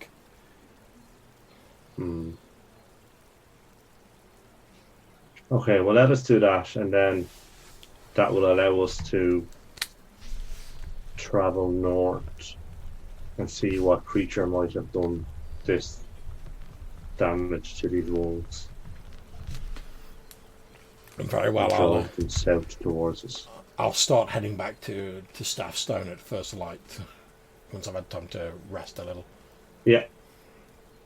Okay, and I'm going to suggest, guys, we have a short 5-minute break here, refresh your drinks, etc. Then we can come back and it'll be the start of the next day. You guys can decide how you want to proceed. Okay, so we'll be back in 5.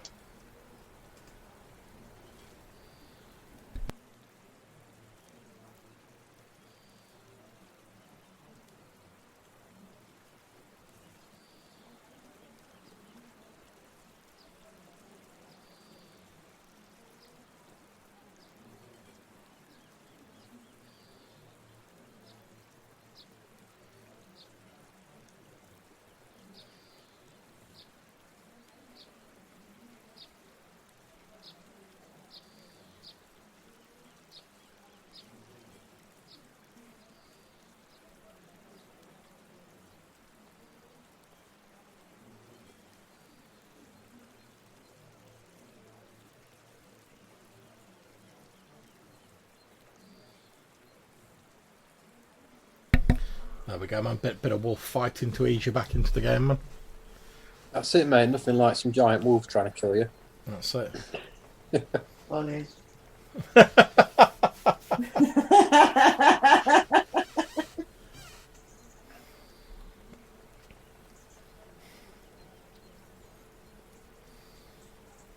Well, you know the old saying, man, what doesn't kill you only increases your XP total.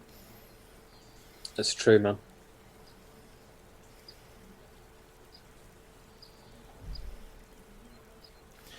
I'm looking forward to like the next time you guys try and like hire like hirelings or retainers, and they're like, so what happened to like your previous hirelings?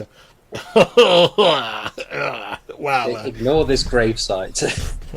They went upstate. that's it. Well, we've sent them all to live on a special farm. Retirement plan. That's it, yeah.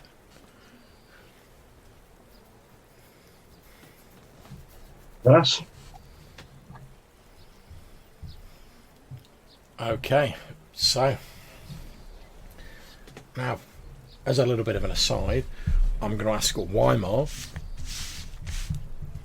can you please come up with the name of someone who you were fairly close to back in your military days? Could be male, female, someone you got on with quite well when you were fighting in the armed forces of your homeland. And a brief description if you want. That's fine. Could be 1 or 2 words, whatever. Okay.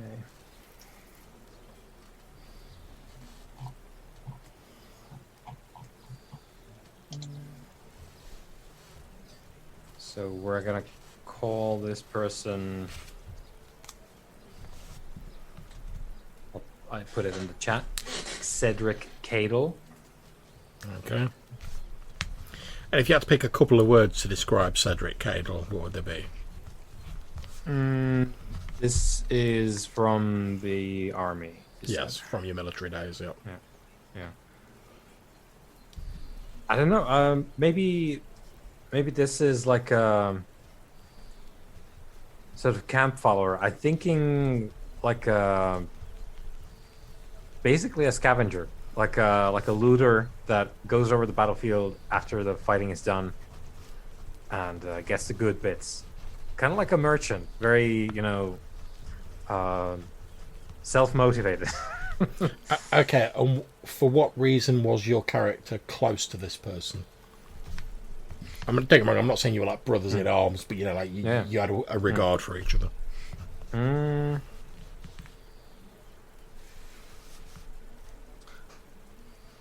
I think it was because Weimar was trying to make sure that the people that he knew that died, that he could get their like personal effects and send them home if that was possible.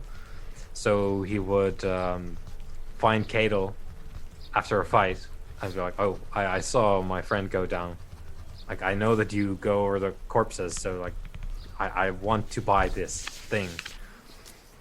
Okay, so the last time you saw Cadle, he was actually sort of getting out of his previous job. He was like, you sort of lost touch with him a little bit, and you'd heard he'd gone into like sort of independent, like mercenary work, but you haven't really had like any contact with him since. Now, on the sort of night when you finished burying everyone, you've got McCord, etc. You're all sort of retiring for the evening. We'll discuss this further in the morning.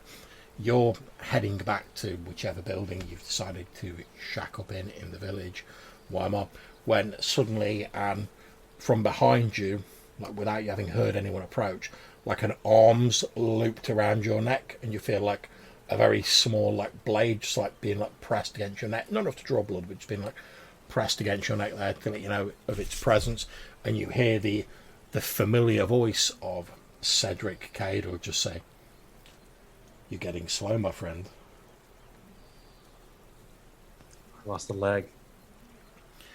At which point you hear sort of like laughter, and the knife's like taken away from your throat, and you turn around and you see Cedric Cadle stood there, although he's like several years older and looks like he's been through some stuff since you last saw him.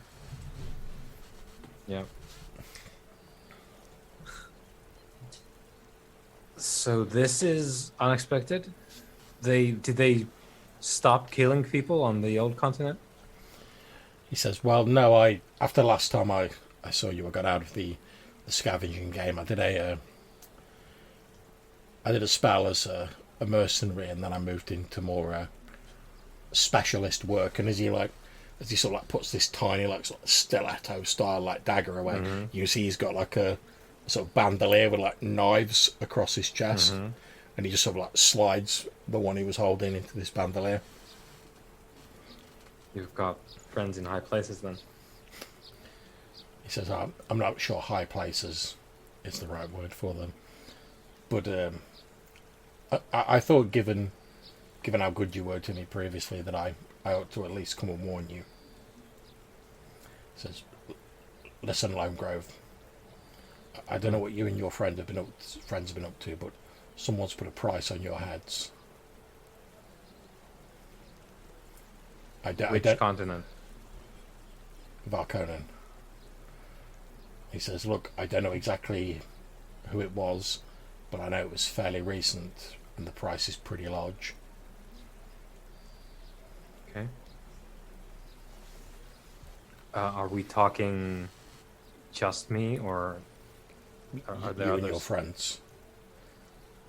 Right. I think there was four names in all, if I remember correctly. Okay. Well, I appreciate it, and I presume you're going to want some form of payment for this, seeing as you turned down said bounty just now, or at least 1/4 of it. No, that's fine. I consider it a recompense for all the times you helped me out. I wasn't really able to pay you back then, but I can pay you back now with this. Let's just consider us square. Besides, I'm not going to be able to stay around here much longer. If it's found out from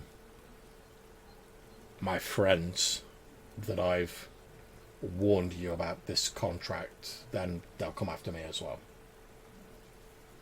It's not the done thing, you see, amongst the circles I now move in. Well, John Smith, I'm glad to have made your acquaintance, and I shall do my best to forget that this ever happened.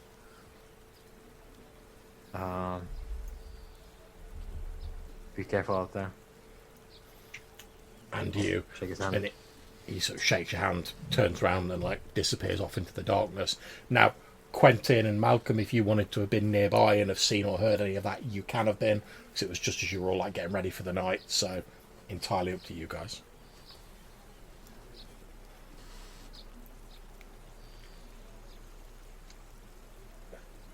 Interesting. I wonder who we have upset. Who would have the coin? It has to be one of the lords. Or our resident sage? But probably wouldn't put a bounty on us. As you're saying that, Wymar, you sort of like move it, and Quentin, with your sort of like, because obviously you're always on the lookout, given your sort of your vocation, shall we say. As Wymar's sort of moving, you spot that like, and you probably saw this when the person was actually doing this, when they were like shaking Wymar's hand, they like slipped something into like his jerkin, like Wymar doesn't seem to have noticed, and you can just see like the top of like what looks like a bit of like red cloth or something like that, like just like poking out. It appears to have been entirely unnoticed. You're like, oh, they've got some skills, because they were just like. I'll casually pick it out. Yeah, so Quentin sort of like takes a step towards you, like reaches inside for like the top of your like shirt or your jerkin, basically. Wymar pulls out this like neatly rolled up bit of like red cloth that you don't remember putting in there, Wymar. You've not seen it before, and as you fold it out, Quentin, you can see that it's a small piece of red cloth, and it has like a white sort of skull with a little cross underneath it.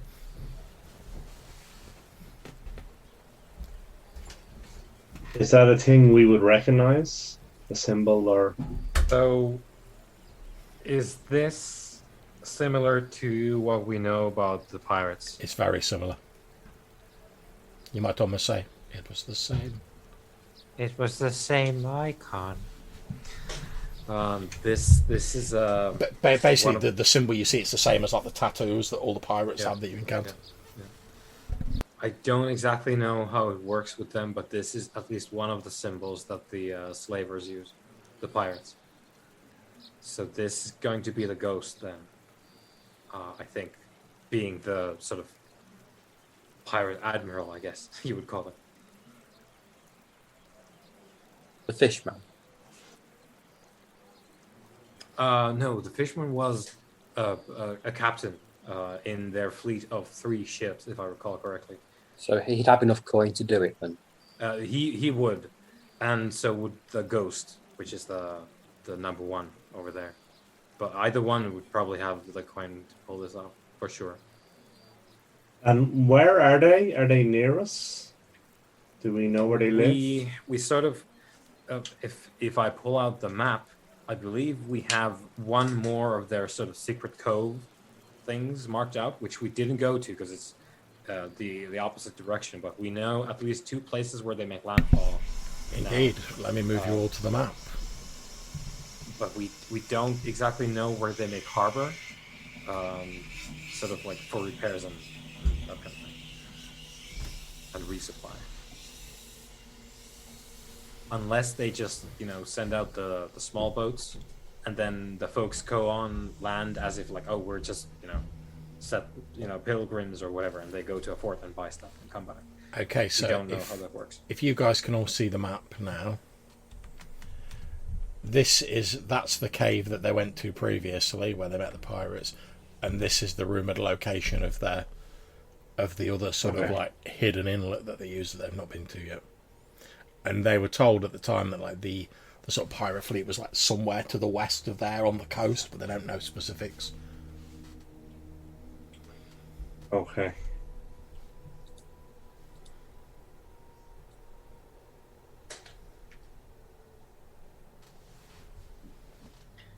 Well, I guess there's nothing to it really. We don't have a ship, and we can't exactly, like, people know who we are because we've made absolutely no secret of it.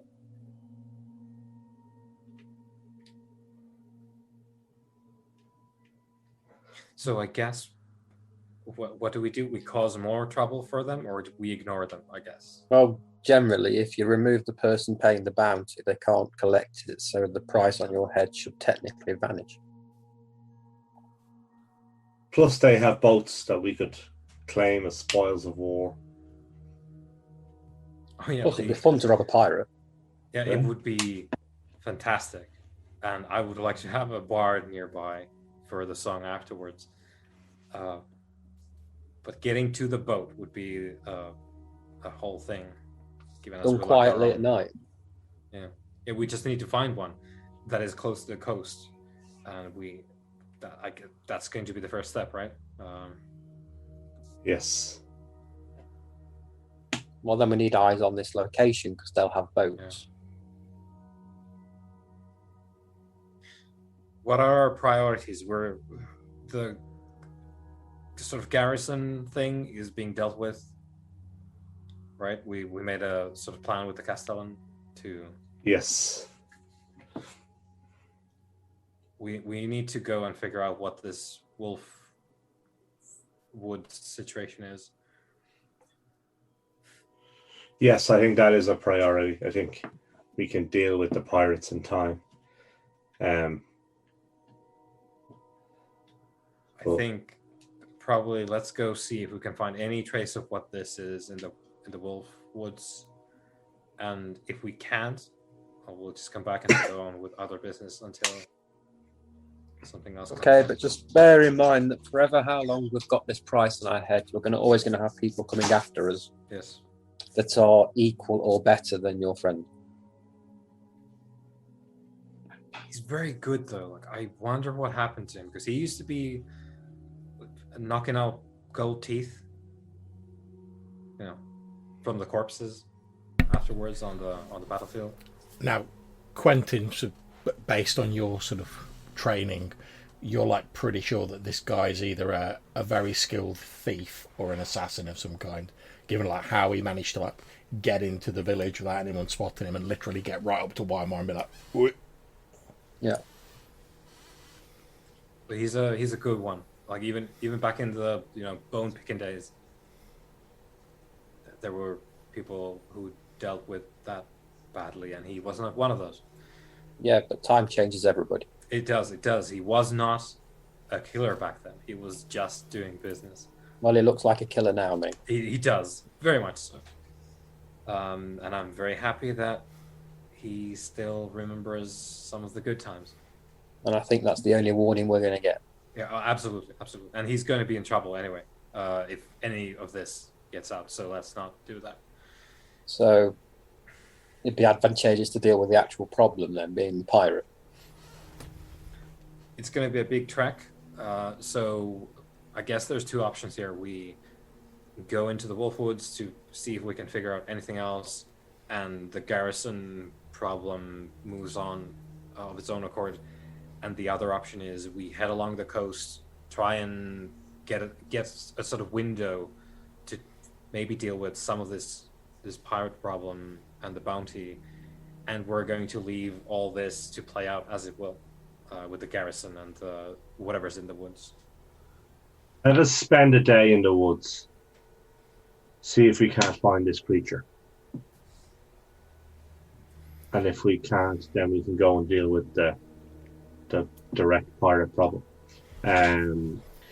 Okay, so obviously this is happening at the end of the evening, so you guys all head to bed, planning we can finish this discussion in the morning and then head out where we will. So you all rest up for the evening, which means you can regain 1d3 hit points if your hit points down.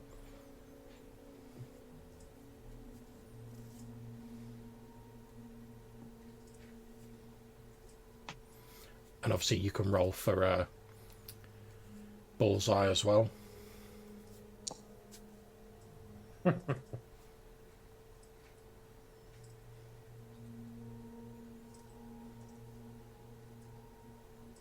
Yeah, he's still looking a bit rough, I'm not going to lie. Yep.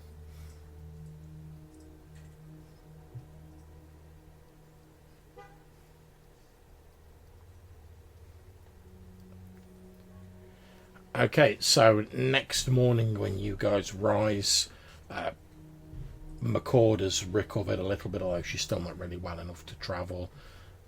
She basically says that she can now her head's a bit clearer. If you want, she can give you directions as to where they sort of first encountered the wolves, like where they were coming from.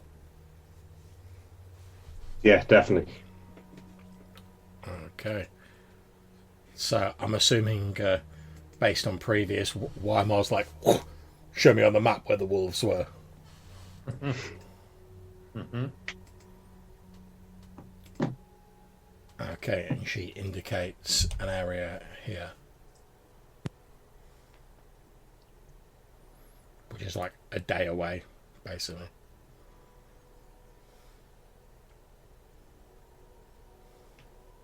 Okay, well, let's spend the 2 days traveling there, having a look around, traveling back.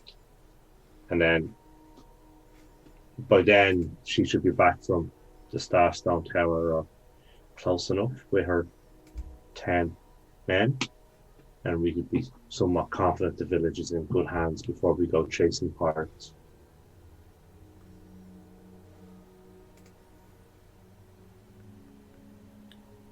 Okay.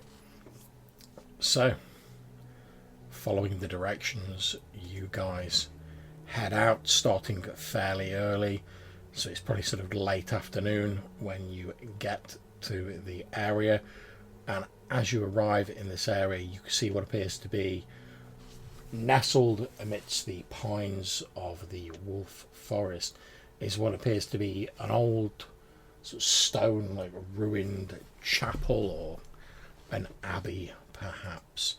And I will move you all onto the map.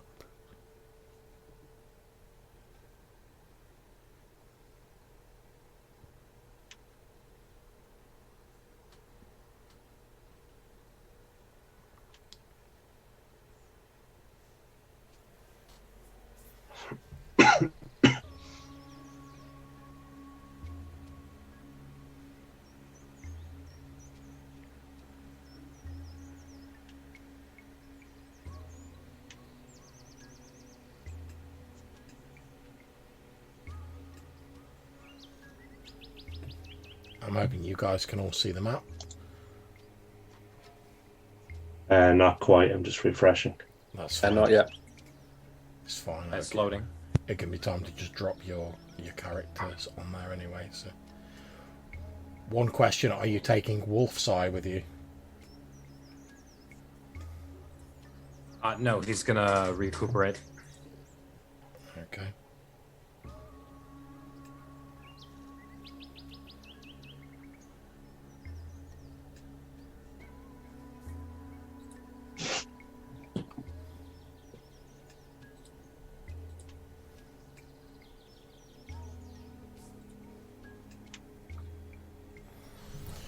Okay, so hopefully you can all see that now. Not yet, mate. Okay, no problem. Let me know when you can all see it. I'm there anyway. Okay.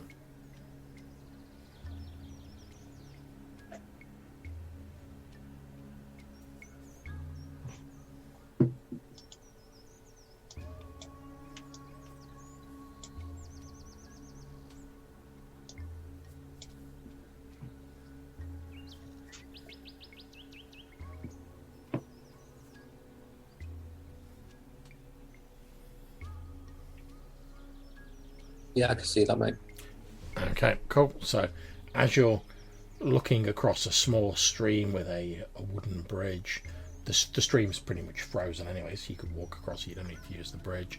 You can see what appears to be the ruins of a stone abbey, and sort of at the back of it, at the sort of almost the limit of your vision, you can see what appears to be a large stone statue, and curled around it is this serpentine looking being with two large wings and an almost scorpion like tail that's sort of curled around this huge statue as though it's sort of perched on it.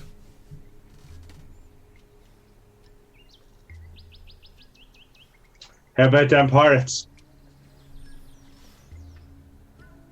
It.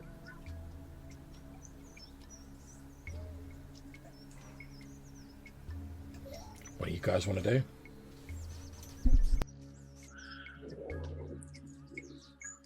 I can get a closer look. This looks like a job for a battalion.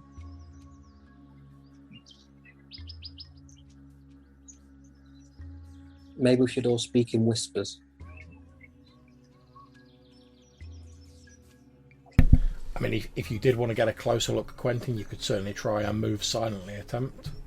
Oh, do you want me to get a closer look, or are we just going to back away and say we'll come back another time?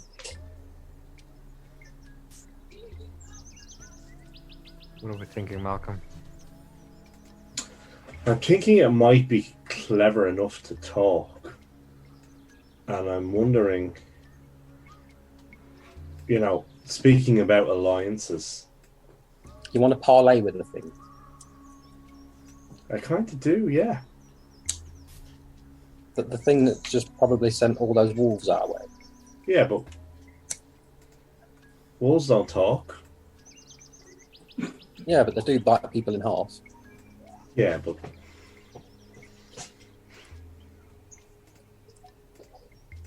why don't you guys stay here and I will go and speak to it. Waybar, can you talk to him?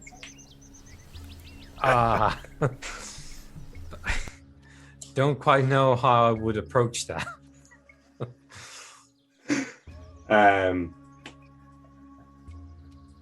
Right, so I'm gonna walk across the bridge, bowl his brass. Here. I'll whisper to Quentin. Here it goes. And yeah, so I suggest you guys hide in case this goes wrong. I'm gonna hide. Context. But I like to think you sort of like you turn around and you're like, oh, guys, I suggest you hide, and you turn around and like Quentin's just not there. Well, I've got a roll for this. Hold on. Yeah, just give me a sec, guys. No worries. Yeah, I guess behind a tree trunk I go. Yeah, that's absolutely fine. There you go, John. There's my hide roll. Okay. Okay. So I'll just move up to here. Is the creature asleep, do I think? It doesn't appear to be. You notice it's sort of like its head like turning to regard you as you approach. Ah. And you can see like steam hissing out of its like nostrils. As you're a bit closer now, you can see that it appears to be the huge statue that it's coiled around is a huge sort of almost like granite looking statue of a man who wearing sort of strange archaic garb. He's like, it appears to have like chains around him, and you can see what look to be like fragments of like blue pigment, as though like once the skin was like painted blue, but it's all sort of worn off. Okay. And this thing's like coiled all around it. And does it look like human, or is it like a...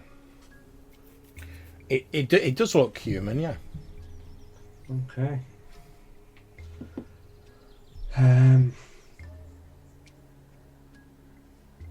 Okay, so what am I going to do? How do I do this? So I guess I'm just going to keep approaching. It's sort of like heads like turning as it like watches you approach. And when I get about whatever 20 feet away, what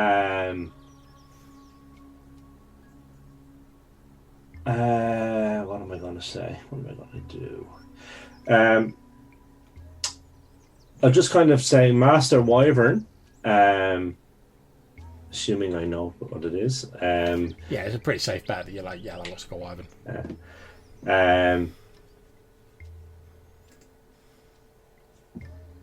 It's a pleasure to meet you. I wonder if you might spare some time to speak to me. It sort of tilts its head to one side slightly. Okay.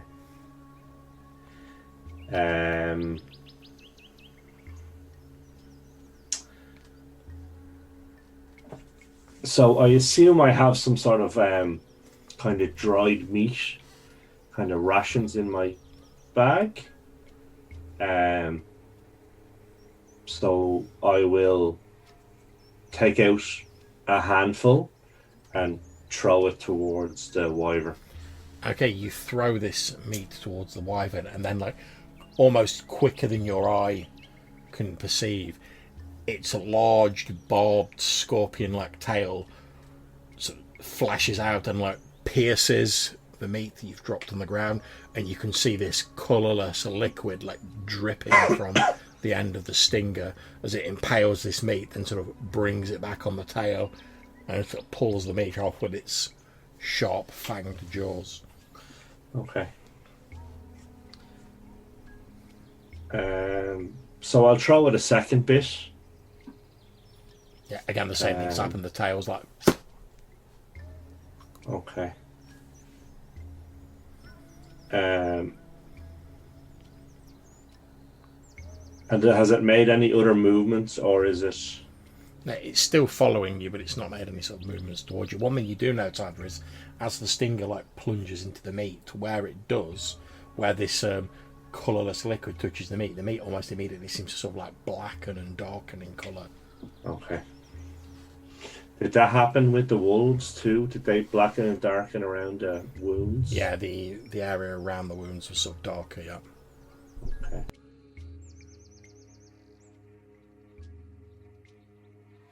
Okay.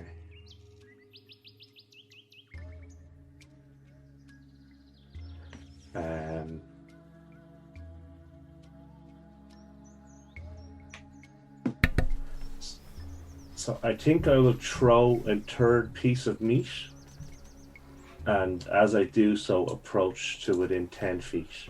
Okay, as you step forward, it lets out a roar.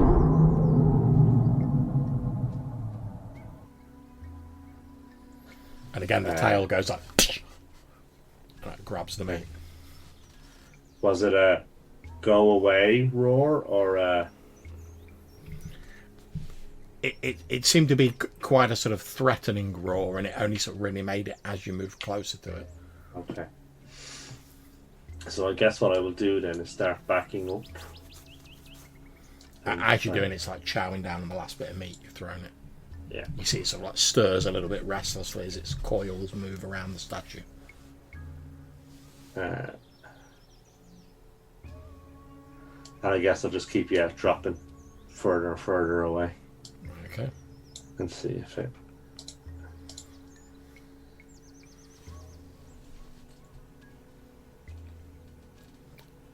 At first, it doesn't appear to react. Then again, you hear a roar from behind you, and as you look back, you see this thing sort of like unfurl these wings amid like a.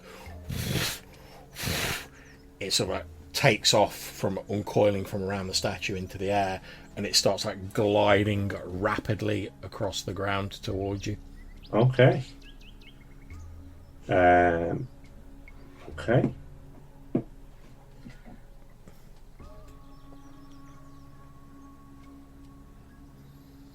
Its slavering jaws wide open.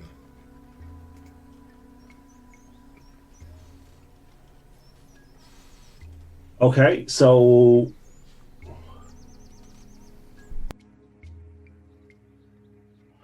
I want to stand up in front of it, like I don't want to show any fear, because I'm familiar with predators, and I know that they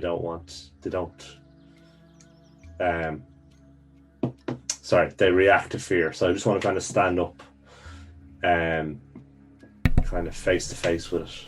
Okay, roll me 2d6. Okay.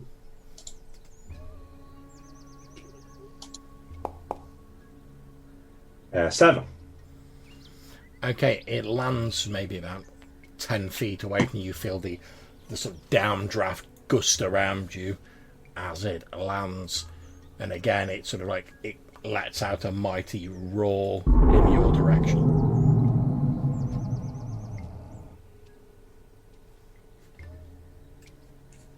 It's about 10 feet away from me, is it? Yep.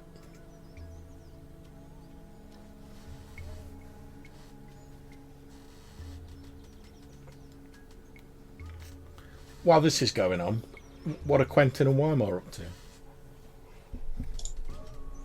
Watching the events unfold. I am one with the bushes. Okay. In fact, if there's a me-shaped hole in a tree, I'll be inside the tree. Nice.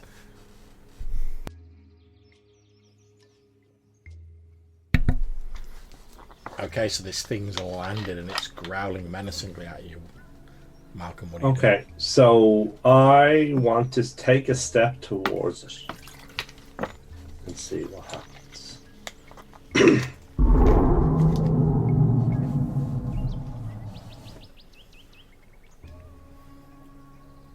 Okay.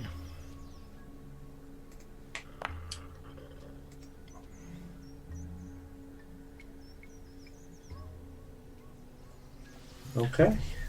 Okay, I presume you 25's a hit. Oh, absolutely. Yeah. Okay, so the tail flashes out and this barbed tail sinks into your shoulder. Make me a poison save. Awesome. So, where's my?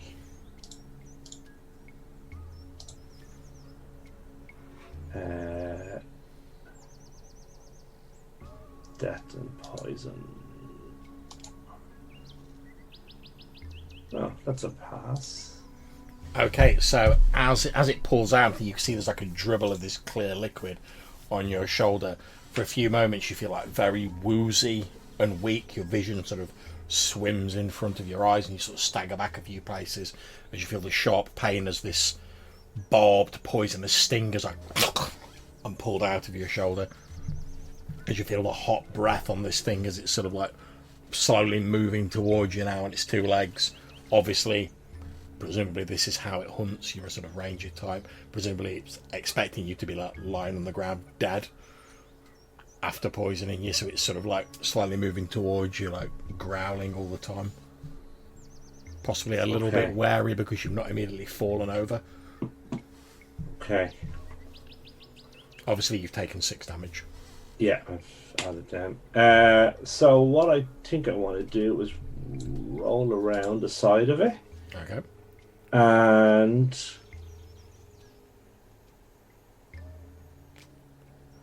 I guess I want to hit it with my sword and see if I can startle it enough to scare it back to where it's going. Yeah, go for it. Did that work? No, hang on.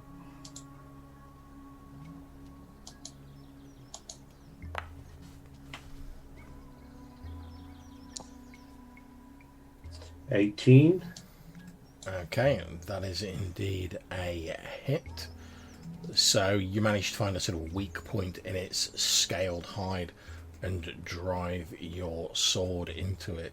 It does let out a sort of pained, slightly higher pitched roar. However, it doesn't seem to fly away or anything like that. So, since we're sort of in combat rounds now, Weimar and Quentin, what do? You've seen sort of Malcolm like backing off, throwing meat and whatever, and then this thing's got close to him and it's like, and you've seen him sort of like grab his shoulder and like roll out the way, stab into it. I'll, I suppose, run forward a bit to the other end of the bridge here. Okay. Longbow. Take a shot.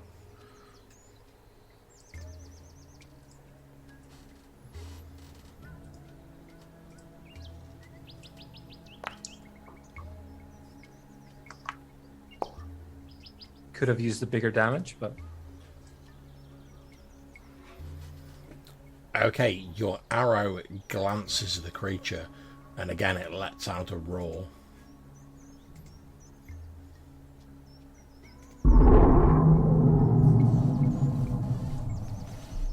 Quentin. I'm going to move silently over here.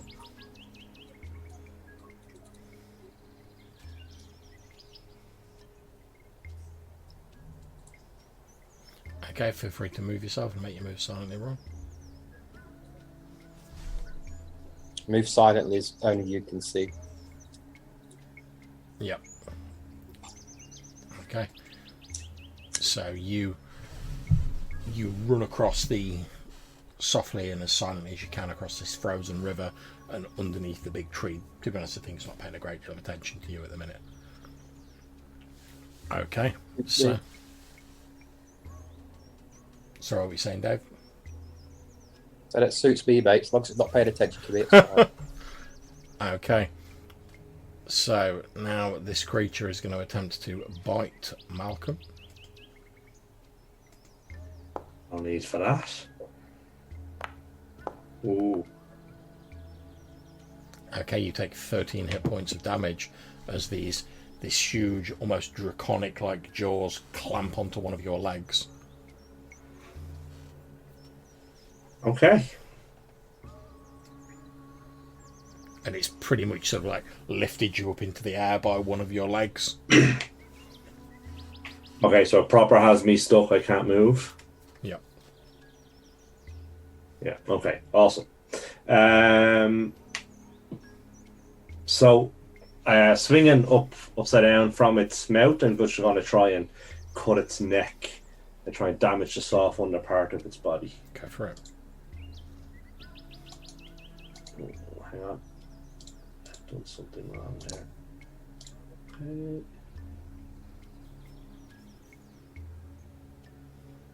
Okay. 17. Oh, just enough. So again, you manage to injure the creature. And at this point, I will actually make a morale check for it. Which it succeeds at. So you slice into it, but it's still like shaking you around by your leg.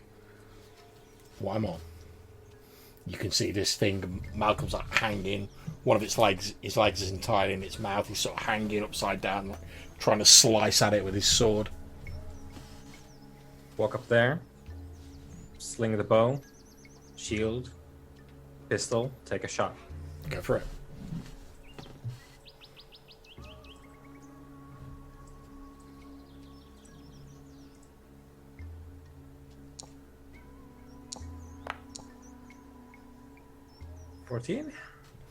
Okay, it's not enough to hit it. However, your black powder weapon has discharged, so it needs to make a morale check. As there's this almighty crack and smoke billows out, and indeed it has failed. So, surprised by the sudden acrid smoke and the crack of your firearm, it drops Malcolm, gives a few mighty beats of its wings, and takes off into the sky. Malcolm, can you move? I can limp. I think we need to go. You can see, by the way, that it's gone Yes, let us go. You see it's gone like high up in the sky. It's not like it's gone like a few feet up. It's gone like well up. It's like a little dot in the sky. Okay. I want to. Is it worth examining the statue since the creature's in the sky? I'll start reloading my pistols. Like, do it on the double, shall we say?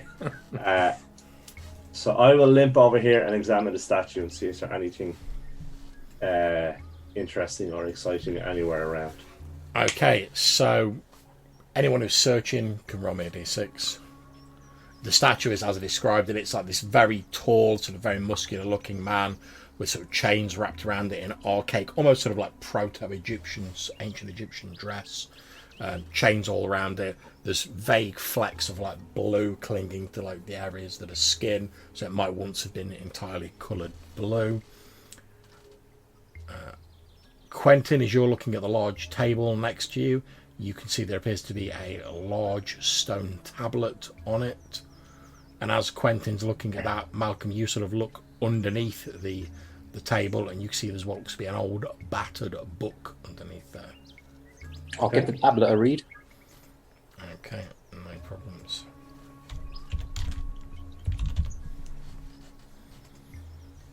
So the tablet is written in these sort of like old hieroglyphs. Lucky for you, both Weimar and Malcolm have spent a reasonable amount of time sort of figuring out what these hieroglyphs mean.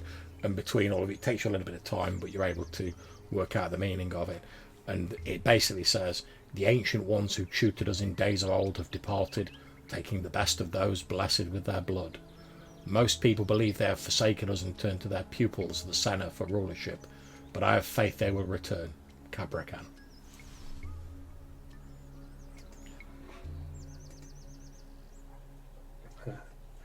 Can I grab the book?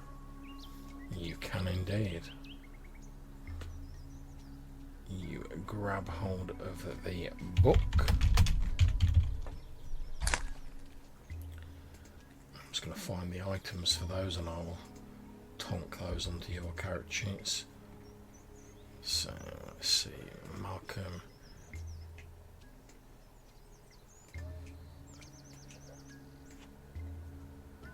You should now find you have an item called King of Blood book.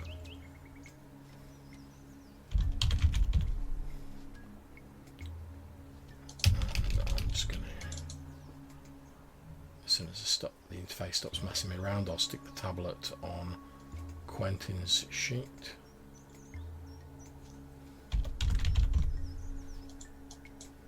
There we go, you should now have the priest's stone tablet on your inventory.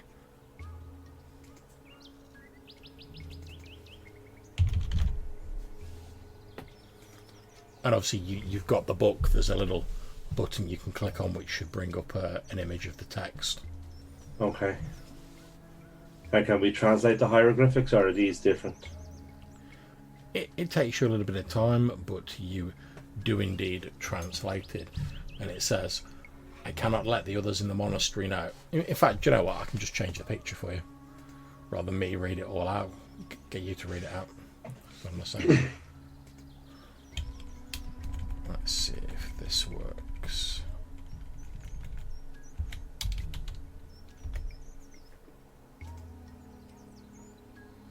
There we go. Hopefully the image, if you look at it again, the image should have changed now, so it's written in normal text. Okay. I cannot let the others in the monastery know. They would not understand that the world they believe in is a sham created by the Senate and those who came before them to mask the truth. The past is not what it was made out to be. It is a savage empire of blood and fire where humans were enslaved to the absolute will of the cruel deities who walked the world, and they knew it to be their proper place. It is right that they should quake in the darkness at the edge of the firelight. We are but meat for the King of Blood. Okay. Sounds like a lovely fellow. Yeah. Right, well, you grab hold of me and we'll limp you away faster. Yeah.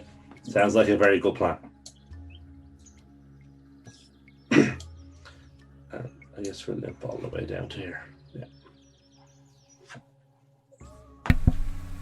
Indeed. However, as you're limping past at this point here, Quentin, you spot what appear to be two dusty looking, I suppose, bottles tucked under one of these like ruined benches. I shall investigate the bottle very quickly. Okay. One of them is a small glass bottle containing a dark green liquid with a small carved skull fastened to the bottle with a leather thong.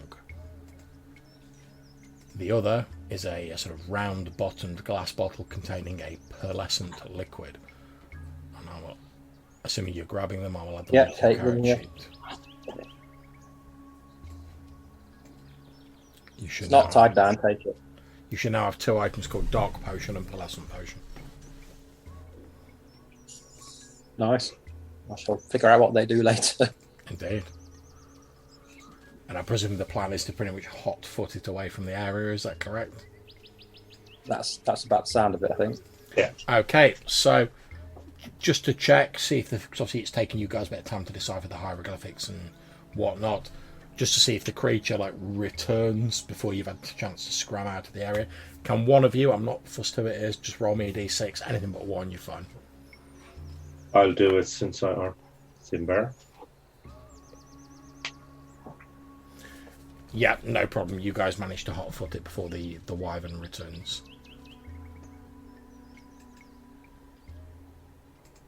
Run away, run away. Indeed, and you all flee from the ruined chapel. Well, as Malcolm's injured, we better take him back to the village and heal him. And all Malcolm will talk about the whole trip is the majestic creature that he'd just seen and how awesome it was that he got to get that close to it. Okay, Nearly so eaten by it. it takes you a day to get back to New Zealand. Obviously, you rest up when you get back so you can regain D3 hit points. Anyone who's down hit points. And yeah, you guys have pretty much been listening to like Malcolm all the way back, like talking about how amazing this creature was. I've never seen anything like it to get so close to such a magnificent beast. Yeah, nearly ate you. That's not its fault. If there's a way for you to talk to this one like you talked to some of the other ones, that would be quite the thing. I am concerned that it is a little bit too powerful for my meager skills. Not that the thought hasn't crossed my mind. Shame. Yes. Maybe we'll find a smaller one. Yes. Yes. If we find an egg, and then the conversation probably continues along the expected line from there. Indeed, and I think as you're sort of like limping Malcolm back to the village, and you're like, maybe if we find an egg, and that's where we sort of like fade out to the title credits, and we draw an end to this session. Obviously, you're back at New Zealand now, although we've technically ended the session. Is there anything you guys want to do, just like little tie-up stuff when you've got back to New Zealand? Or are you just resting up? Yeah, do we need to restock? What's our... I think we have plenty of food because we were planning on long trips. Yeah. 'Cause we do need quite a lot of stuff if we're going to go all the way across the Yeah. map. I think we have everything we need. Yeah, I don't see any need. I guess we're about done then if we've sort of arranged for the garrison to come up and all that. Okay, so in which case I'll just say thanks for playing, guys. I hope the session was okay for you. I very much enjoyed running it for you. Yeah, it was brilliant. Thanks, Sean. And obviously, thanks to anyone now who's watching. Again, thanks to my wonderful players. We'll wrap up the recording here. Obviously, we'll sort out XP and that in a few moments, guys. So we'll end the stream here.